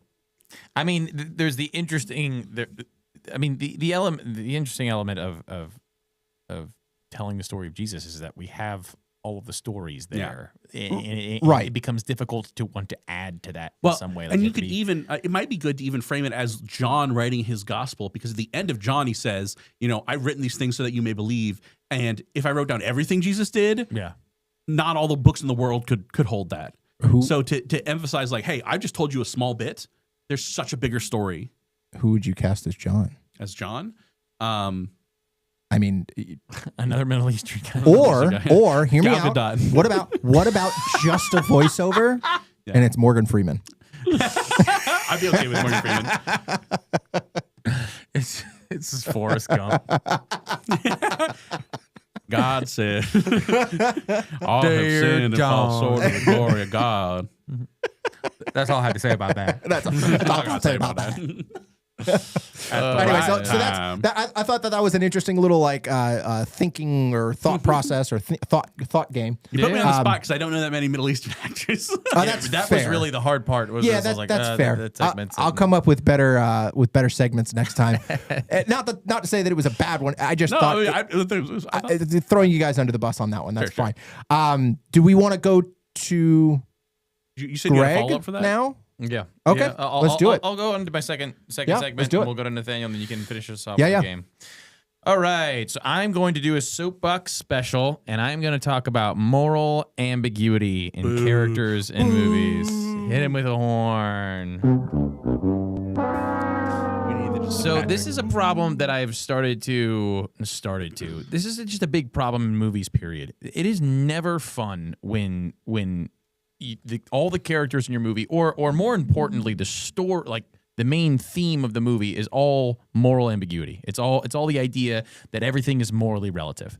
Now, regardless of what kind of person you are out there and where your beliefs are held, your beliefs are put somewhere. Like you have some idea, and whether you choose to admit this or not, you do. You sit there and you say that is good and this is bad. And the problem with trying to tell a story with that lens is it's like telling a story where nihilism is just the main overarching theme, where it's like, well, we've thought through this and nothing is really real. Nothing really matters. And so you, as the audience, starts to not care because nothing matters, because the characters that you're viewing are kind of trash morally because they're intentionally made to be so. And all the other characters around are also trash morally. And I think a big example of this, and I've already referenced it, is the Game of Thrones series, the original Game of Thrones series, and then the spinoff, the House of the Dragons. But I think you get this a lot in mob movies. I think you get this a lot in Rick and Morty is a good example, where it's just so nihilistic. But the problem with these is that you miss out on all the characteristics that make a movie, a show, a story, a character interesting, which is like the good characteristics: courage, bravery, nobility, integrity, anything like that you can move towards. These characters don't have them, or they'll just kind of come in waves because everything is relative. And this destroys storytelling. Like, I'm telling you, when there is a story that does not have a clear, this is the good person and this is the bad person, it's so like it's just so quickly, it's gonna have shock value, right? Those movies, those shows will come at you with the angle of, this is more grounded and realistic because this is what you experience in life. And even if the element of that is true, yes, we are all morally fallen, but we all do still have compasses and directions, right? When I slip up or fall or make a big mistake, I can address that and say, I need to work on that. That is a problem, and I am not perfect. I definitely have problems like everybody else does, but I need to work on it. As opposed to the characters that are written now often have their own moral compass, and that compass is just pointing in whatever direction they want, and everybody else is in a different direction. And it's usually, to go back on what Nathaniel said, it's usually just about them. It's that their purpose and livelihood only exists within themselves. So it's, hey, the story is, and we'll talk about Rings of Power briefly. Yeah. So we have original Lord of the Rings, where we have characters motivated by duty and by sacrifice. Sam, best boy, being brave, and basically serving the cause, if you will. And they're doing these things that they don't want to do. Right? We introduce the Shire as being super homey and comforting, and basically where anybody would want to live or retire. And it's like they're just sitting around smoking pipes and growing things in gardens and having big town parties, and just it's just very simple life, and it's so comforting. And then you're introduced to this idea that, hey, this could be taken away, and we all, like all the characters that we're getting to know, we all need to leave this comforting place and go into this mysterious world that's really scary. And so you're with them going, okay, no, that doesn't sound as good. The Shire looks awesome. And they're like, no, I have to do this. And it starts with Frodo. Frodo is the character in which the audience experiences this whole world through. And then he makes it to Rivendell, which is another area of comfort, right? He wakes up in the big bed. It's so beautiful. It's outside in this, just pristine looking place. And he's like, great, we're done. We can kind of head back. And then he realizes, it hits him that he's like, he has to be the one to take it because this thing will destroy everybody else. And so he has to sacrifice again, right? It's not what he wants to do, but he feels like it's what he should be doing. These are great characters, and that's a great story. Now, if we talk about Rings of Power, the characters in that show are so internally motivated that you have no cause to want to like them. So Galadriel is motivated by the death of her brother, and she wants to go and avenge that at the cost of the men around her. And she just wants revenge, and she wants to figure that out. And then she starts to get girly feelings towards Sauron. And then that takes over as the number one thing that needs to happen. And so it's never like, hey, there's this thing beyond what I'm feeling, beyond what I'm thinking, and that needs, but that happens because they take out any kind of any kind of objective morality in the show. And then it's like, well, they're only motivated by how they're thinking and feeling and their internal passions and desires. And you get these empty characters that nobody cares about. Like, what do you just accidentally with one of them go, I can kind of relate to that. Yeah, you kind of talked about being honest and that's a good thing. But like briefly, and it's not like everybody should be this way. It's just because you had some connection with your father and that's why you think it's that way. But it's so silly to me. What are you supposed to emulate? What are you supposed to aspire to? What are you supposed to be inspired by? And it's just, there's nothing there, because this is exactly like the person on the street that you meet who you're like, that person needs to grow up. Yeah. And you're like, okay, I'm already more mature than this character. There's nothing for me to aspire to. And it's funny because even in like kids movies where they're like child characters, they're still better than this. Yes. It's like, what is happening? Yeah.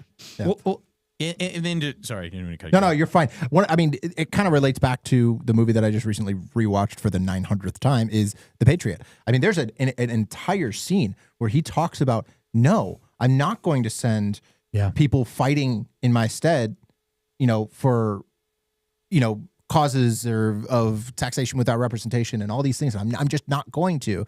But then it kind of gets thrusted on him, and he's like, man, I really don't want to do this. Now it comes to a point where I need to. Well, he has a really powerful line in that movie where he's sitting there and he's visually upset. I don't know if he's actually tearing up, but his sister-in-law, so his late wife's sister, the girl that he eventually ends up with, is like, you've done nothing to which you should be ashamed. And he goes, I have done nothing, therefore I am ashamed. Yeah. And it's like he realizes that no action in that moment was action. Yeah. And that specific scene where they're debating in I guess it's like a town hall. Yeah. That's such an amazing scene because so good. Because you have these people that are bringing up good points from different sides of this spectrum. Like you have some that are like, hey, this is wrong. We eventually have to draw this line. Like this is literally a depiction of America at the time of getting to that point where they're like, we have to make a stand. And you get the other side and you understand it. Benjamin Martin's on the other side. And I mean, he has more cause than most of them because he's been in wars. They're all like, hey, you're a patriot. And he's like, yeah, and you guys don't know what you're talking about. War is wild. He's like, are you guys really ready for this? Like, it's not going to be fought out there in the back. He's like, it's going to be in your backyards. And they're all like, and he speaks with so much more experience. And so that scene's amazing because there is a morality that is there. And because you're interested in knowing nobody wants families to die. Yep. Nobody wants innocent people to die. And even the people that are saying going to war, they don't really want anybody else to die, but they think that we might have to do this because it's just and it's right. Yeah. So the discussion still can happen and still be like, hey, you're on that side and I'm on this side. But there has to be a moral thing that you're pushing towards, as opposed to just going, well, this is what's right in my head, and so therefore it is right. And for you, it's that. And for you, And that's where where people get confused and say, oh, well, what the best thing to do was ambiguous in the sense that it was not immediately clear what the best course of action was, what the correct course of action was. But it was never unclear what right and wrong were. Correct. But when they talk about moral ambiguity, when Greg's talking about moral ambiguity, he's saying you've removed the definitions of right and wrong. Right. And we're watching the first Harry Potter. Voldemort says, there is no evil, there is only power, and those too weak to seek it.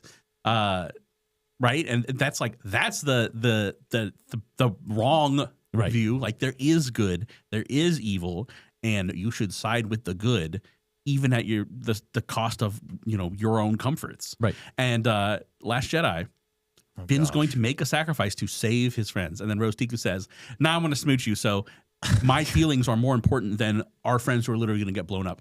I mean, yeah, they get Jedi Ex Machina out of there, but she had no idea that was going to happen. She basically said, "I'd rather all my friends die than my smooching partner, because I have absolutely no sense of scale or of duty or of anything." That movie didn't even understand it. Like, so sorry, we're gonna if this is ever brought up, like we have to just shit on it really briefly. 100%. Rose Tico, her sister, a soldier, effectively was a suicide bomber to go and destroy one of the biggest ships from the First Order. Then you get Finn, who is running away from this situation, who then Rose Tico tases and calls a coward because he's running away from his duty. And then later, as Finn is going to be a suicide bomber to save his friends, she tackles him out of the air and then is like, you idiot. It's not about killing those you hate. It's about saving those you love. It's like, girl, so your sister was horrible. Is that what you're saying?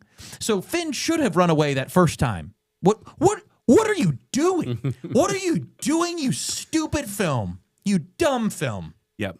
So I am convinced Ryan Johnson is a moron. Don't need to All be his murder convinced, he just mysteries is. are bad murder mysteries. They are bad films. Yeah.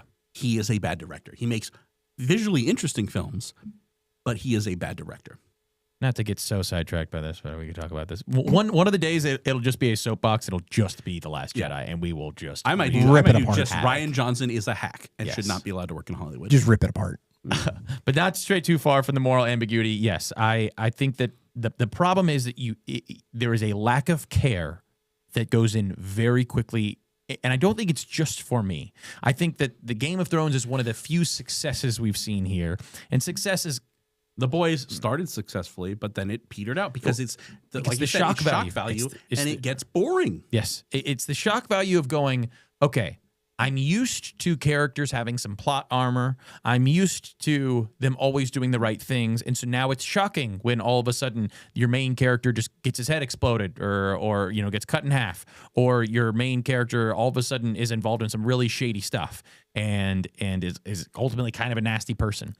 And the aim of that is to say, well, it's more grounded, right? Like it's more unpredictable, like life. Like life is.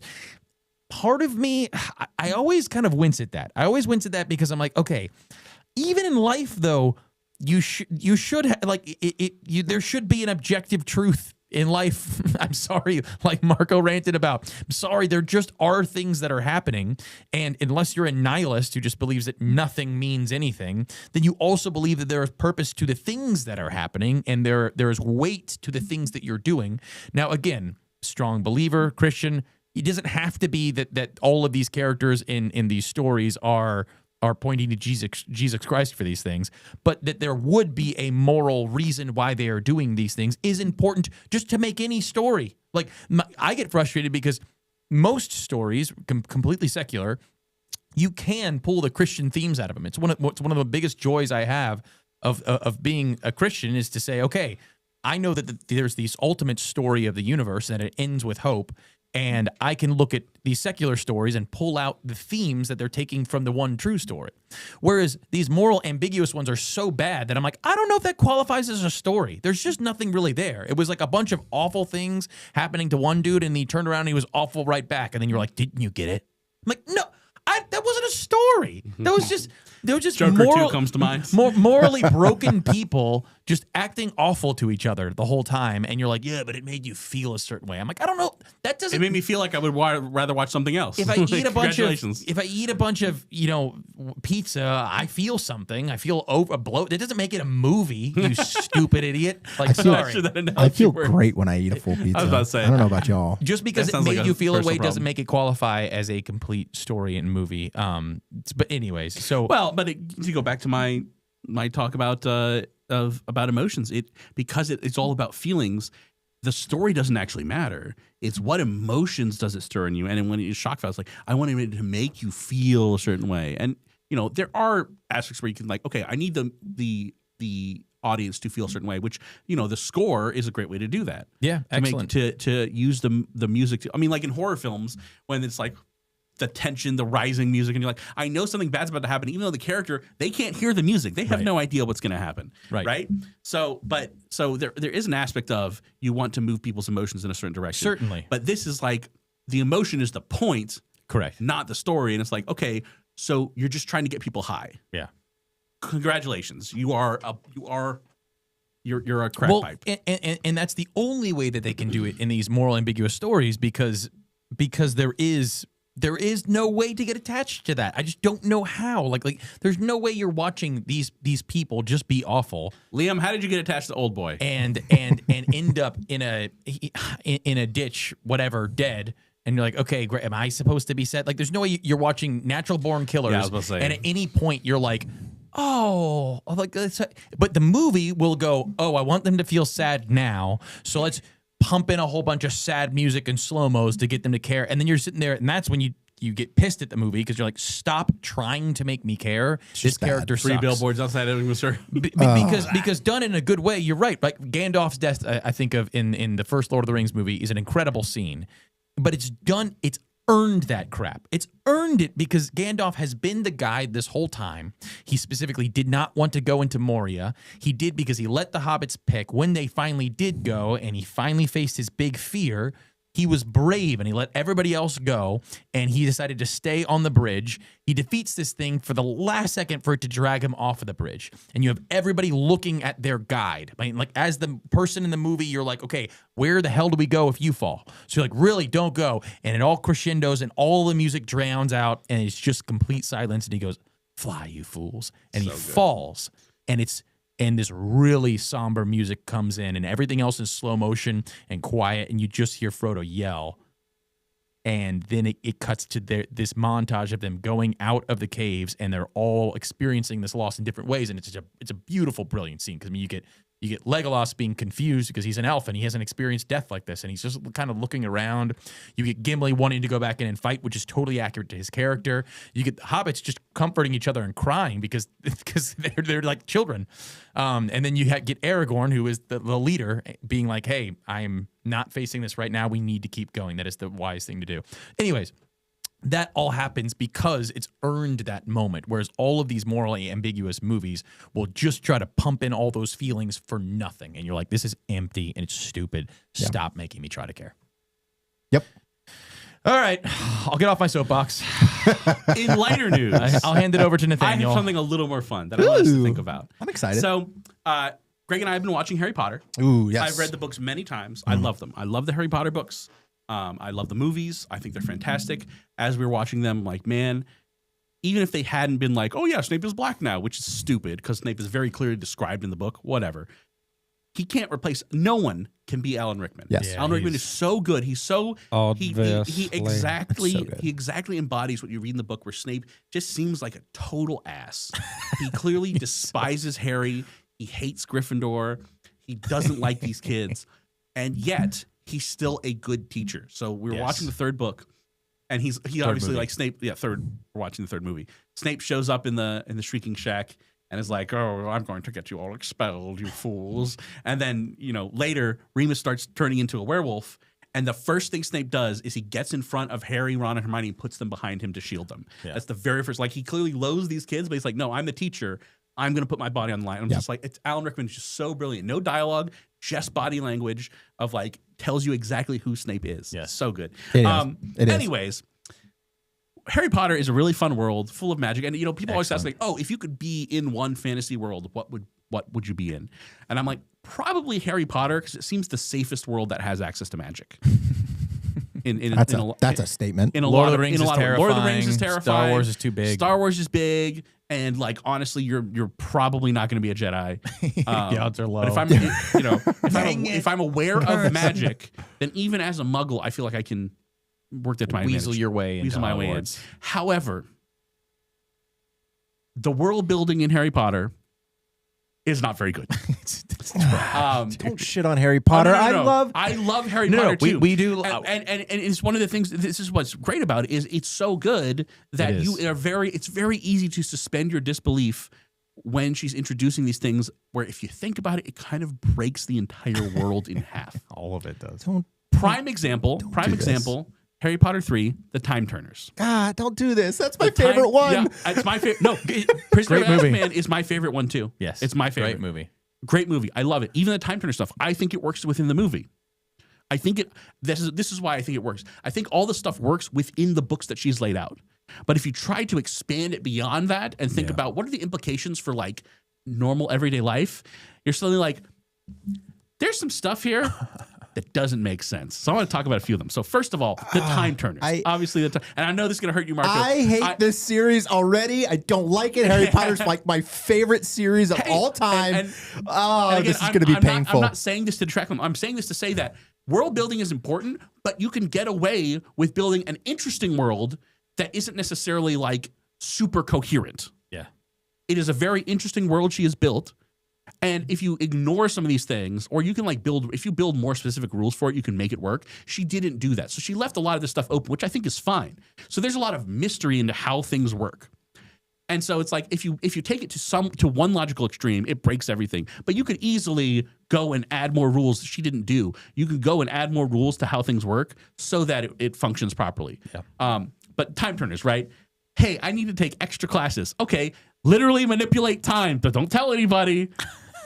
That's wild. She's 13 years old, and she's a huge nerd. Like, you're such a big nerd. We're going to give you the power to control time. What the hell? It's wild to think about that. And then, of course, all the time turners mysteriously disappear when they would have probably been useful in beating Voldemort.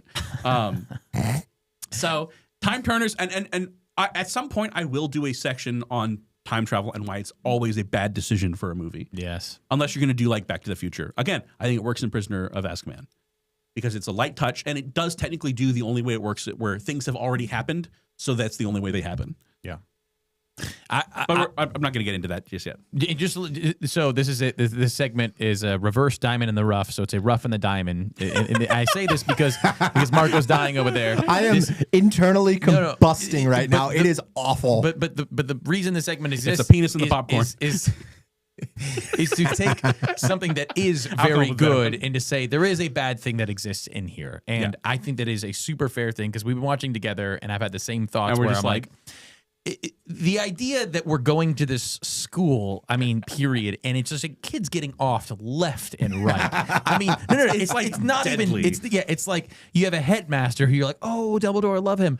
Dumbledore's wild, dude. Yeah, he's like that dude unhinged. is absolutely nuts. That he's just like, well, really don't have to cancel school. I was like, there is literally a serpent slithering around, just like killing, just offing. Like this thing, if it looks at you, you're dead. And he's like, and they know it's who there. knows what will happen? It's like, what do you mean? I certainly wouldn't want to make the kids lose their education. And then kids cancel exams that year anyways. He announces at the beginning of every year how you might die a horrible death. Horrible death. They play Quidditch. It's Quidditch effectively is a insane. big intramural game. They're not even playing schools, and there's just kids dying away. Yeah, they're kids getting struck by lightning Kids getting and smashed arms with broken. bludgers Like, and- literally like clubs smacking people in the head. It's so insane. And it's often like students saving people. It's like Harry's falling from the heavens, and they're all just like, din, din, din, din. And she's like, hey, us. And it's like, well, I guess you didn't die. Like, it's the what, but It's wild. It is super true that it is an incredibly. It's still like I'm loving watching these movies. It's just that the world beyond what's just there, you're like, oh, this all makes sense. But if you're like, hey, wait a minute, why are the they, thing is, what are they studying to be? That this was the one for me. What exactly? And this one, it might kill it. What are like they're going there? And it's like, oh, you're going to be the brightest witch and wizard. I'm like, is that a profession? Even in the wizarding world, you're all wizards. So what are you doing after that? Like, other than being teachers for people to become more wizards, what are the other professions or working for the government that require you to be doing all of these things that aren't reading, writing, arithmetic? Because you're just putting things in potions and things.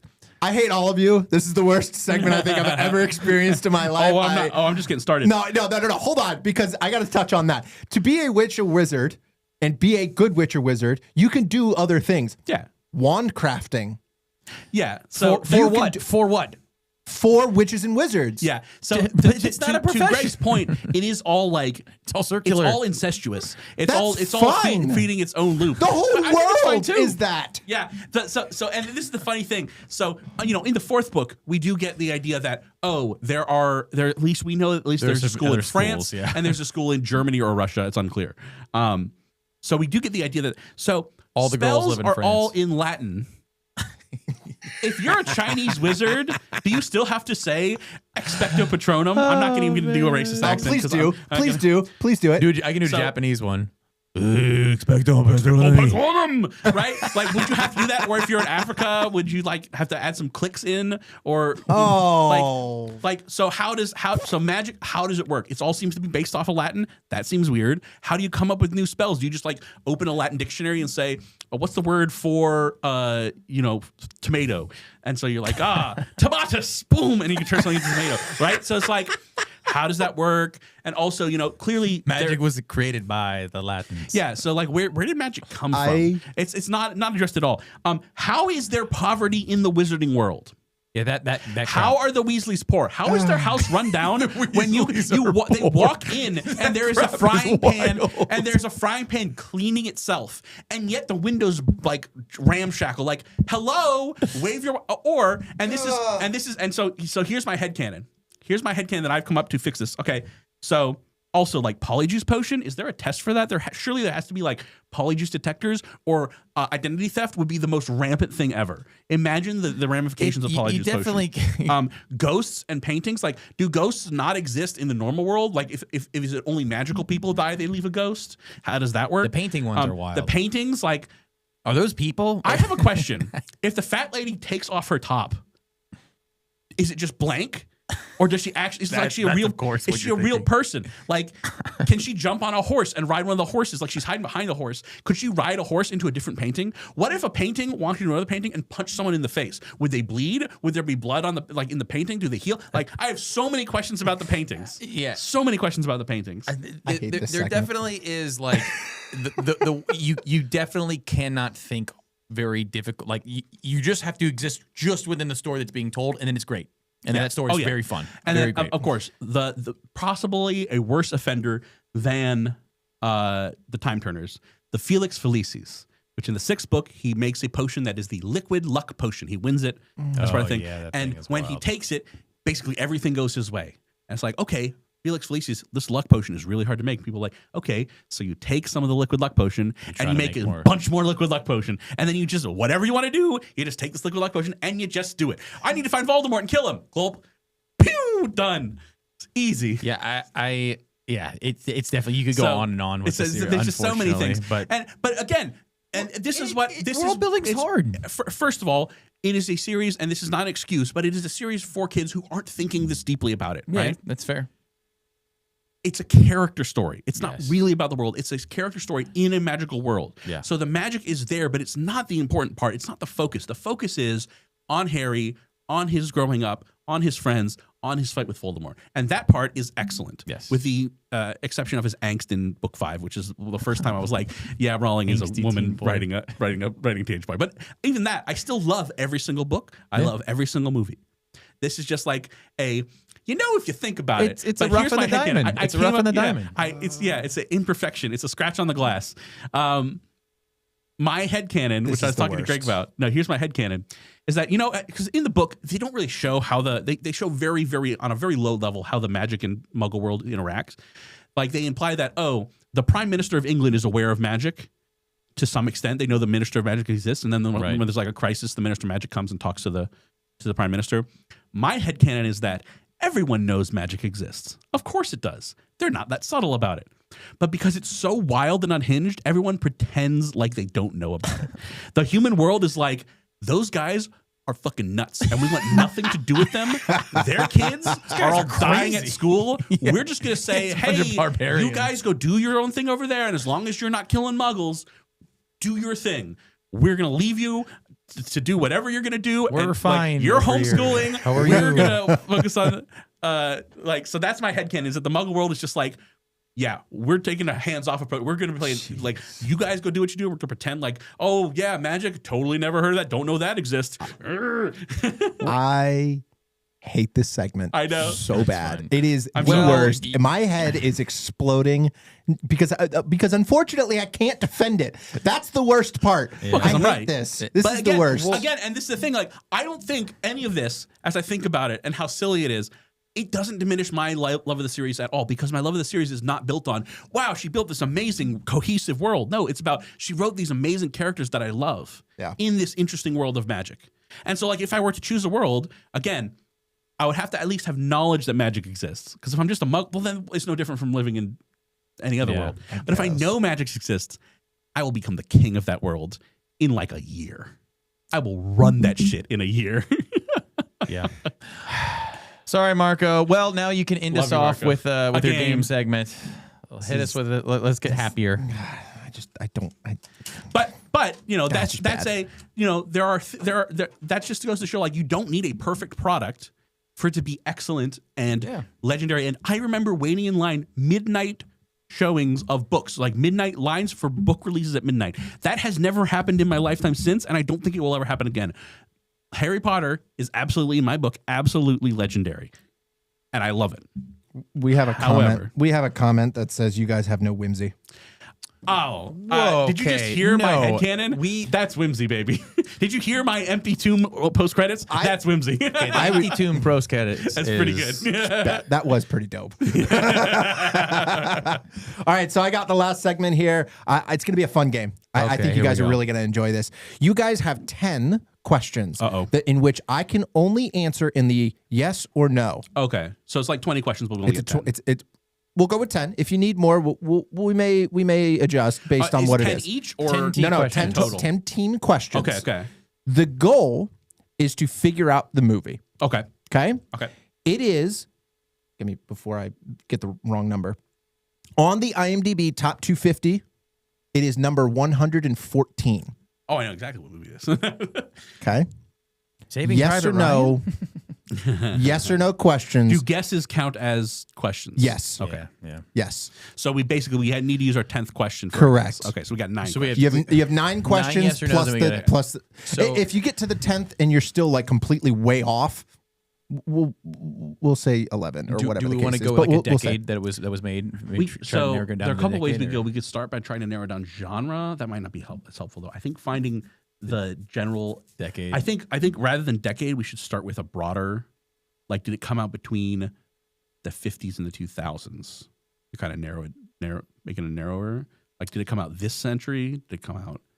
So that's fair. I'm willing to guess. What's going to narrow it down? Just like super oldie. Sure, like he's going to do something. What's going to narrow it down the most for us? I would say when it came out would be helpful. Sure, but how? Maybe we should try like between 80 and 2000. Yeah, let's try that.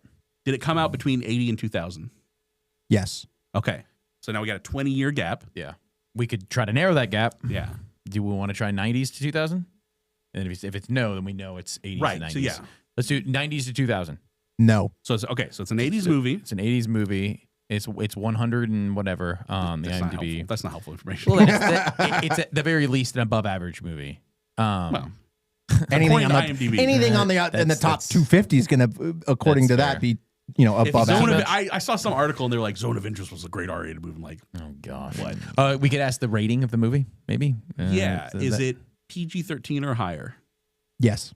Oh, that doesn't help. Yes, it does. That narrows it. That we just halved it. But it's going to be PG-13 or R. Not necessarily. I would have gone R. Okay. All right. Well, okay. Let's. Okay. We could try to shoot for a couple of genres here. By the way, if there are foggy questions, like foggy answers to your question, I will confirm them. It to an extent. I'm going to do the best I can to not give it away. Sure. So just. I mean, we can like action, drama, comedy. Something like that. Yeah, let's go with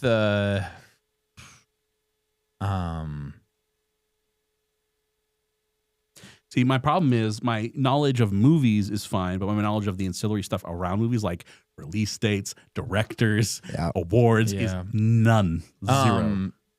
Yeah, let's try to throw a genre out there. Is it a comedy? No. Not explicitly, at least. Okay. There are some quips, but no. To answer your question, no. Okay. I'm giving you more. Yeah. In the 80s, it's not a comedy. I'm just completely blanking. Well, we've only got that's right. Not exactly. a comedy in the 80s. To your knowledge, have we watched this movie?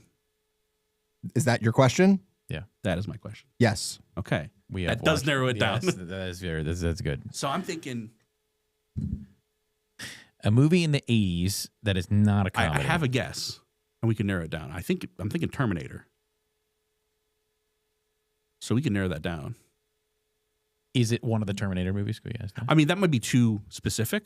We could say, is it an action movie? Is it an action movie? Yes. Does it star? How many do we have left? That was number 6. Oh, geez, 10 is tough. Yeah, 10 is tough. So, does it star Arnold Schwarzenegger? I wonder if there's then it's T1 probably or really T2. good questions that would narrow it down. No, did T2 come out in the 90s? T2 was in the 90s, wasn't it? T2 was Terminator 1 was I think T2 might have also been 80s. I'm not sure. It was either 89 or it was like 91, so that's Okay. close. It could also be Predator. If it started Arnold Schwarzenegger, it could also be Predator. It wouldn't be Predator 2. No. Predator 2 would definitely not be on the list, even though we loved it. We could ask if it's R-rated. We could. I think asking if Arnold Schwarzenegger's in it narrows it down to just Predator and Terminator. Yeah, but it doesn't give us any help if it's not. That's true. R-rated. Well, it doesn't. If R-rated it doesn't is. necessarily narrow it down either. I mean, we could go with what's a unique thing about Terminator that's. I think if it's too broad, it's not. Is it apocalyptic? Is that your question? That's fine. No. So it's not Terminator. Well, Terminator's Terminator's apocalyptic. It's about the apocalypse. That's fair. Literally. Okay. Terminator 2 is literally called Judgment Day. Okay, so it's an action. Fair. So it's an action movie. Action movie, not apocalyptic, in the 80s. That is PG-13 or R. Could be Predator. That was your 7th question, Yeah. by the way. So we got 2 more questions before we need to make a guess. You're just stuck on Arnold Schwarzenegger. There's so many I know. action movies. I know, but I can't think in of any the other 80s. ones. I can't think of any other recent action movies we watched in the 80s. Aliens? When was Oh, Aliens? we should have thought about this. There's no way IMDb has Terminator down at like the 100. Terminator's for sure, like in the top. Terminator 1 might be. Terminator 2 is probably higher. Maybe. Down in the 100. I've never seen Rambo, by the way. Any of the Rambos. Man.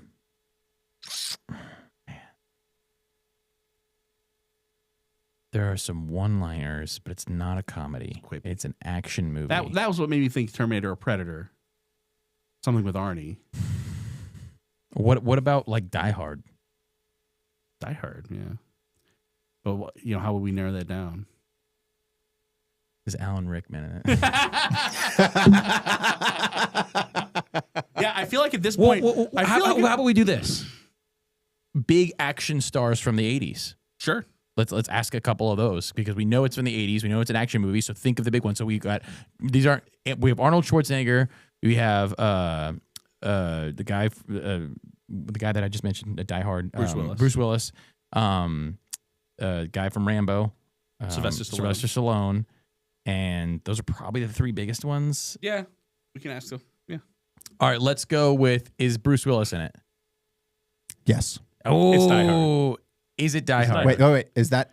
Hold on. Okay, hold on. That was your 8. that was your 8th question? Eight was for Bruce Willis. in it? Correct. So we have 9 and 10. So 9 would be, is it Die Hard? Yeah, let's. And in that way, if we're wrong, we get one more saving grace. Is it Die Hard? Yes. Nicely done, boys. Nicely done. Yep. Nice. IMDb number 1. What did I say? 114. Yeah. Yeah, 114. Dude, I Way like to get that. there. Way to get there, boys. That was Way to good. get there. Nicely done. I think getting the era decade was- and the genre, and then going for the actors. That was, you can narrow it down to a few actors. That was clutch. Yeah. I'm not gonna lie to you. That was good. Yeah, that was good. That was a lot of fun. Man. Well done, Marco. All right, so Does it take place on Christmas?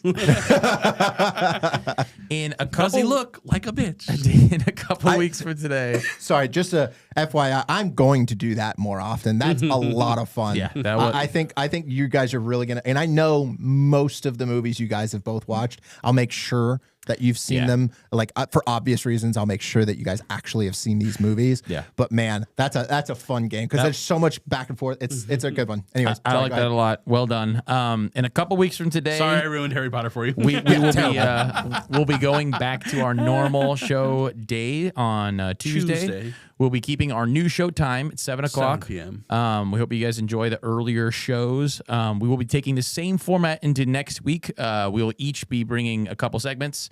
And 2 weeks, right? Yep, in 2 weeks. Sorry, we're doing this every couple weeks. We'll be introducing new segments. Hopefully, by our next show, we'll have some fun sound bites to go along with those segments. I'll have my. Tell you what, I'll go ahead and commit to doing my time travel science segment. Okay. So Nathaniel's doing a time travel and a science segment next week. That's the time travel science. Okay. You're muted. There is a real possibility that I do a weather with Marco. Marco has a weather segment potential. I might bring a funny table read. So that will be a fun interactive thing for us to do. So please join us for our next show. Like I said before, if you haven't, please like and subscribe to the channel. It allows you to interact with us and join in. We want you to join in. Let us know what you've been watching, what you've been doing. We are going to be continuing to watch movies and TV shows, and we'll be bringing that to you every week to start off our shows. So, we loved having you on, and until a couple weeks from now, just don't explore the Harry Potter world too much. You know? Don't think too hard about it. Just don't. It's enjoy a it. great. It's a great story. It's great. Great story. I love it. You can't dig super deep into it. Don't think too hard about it.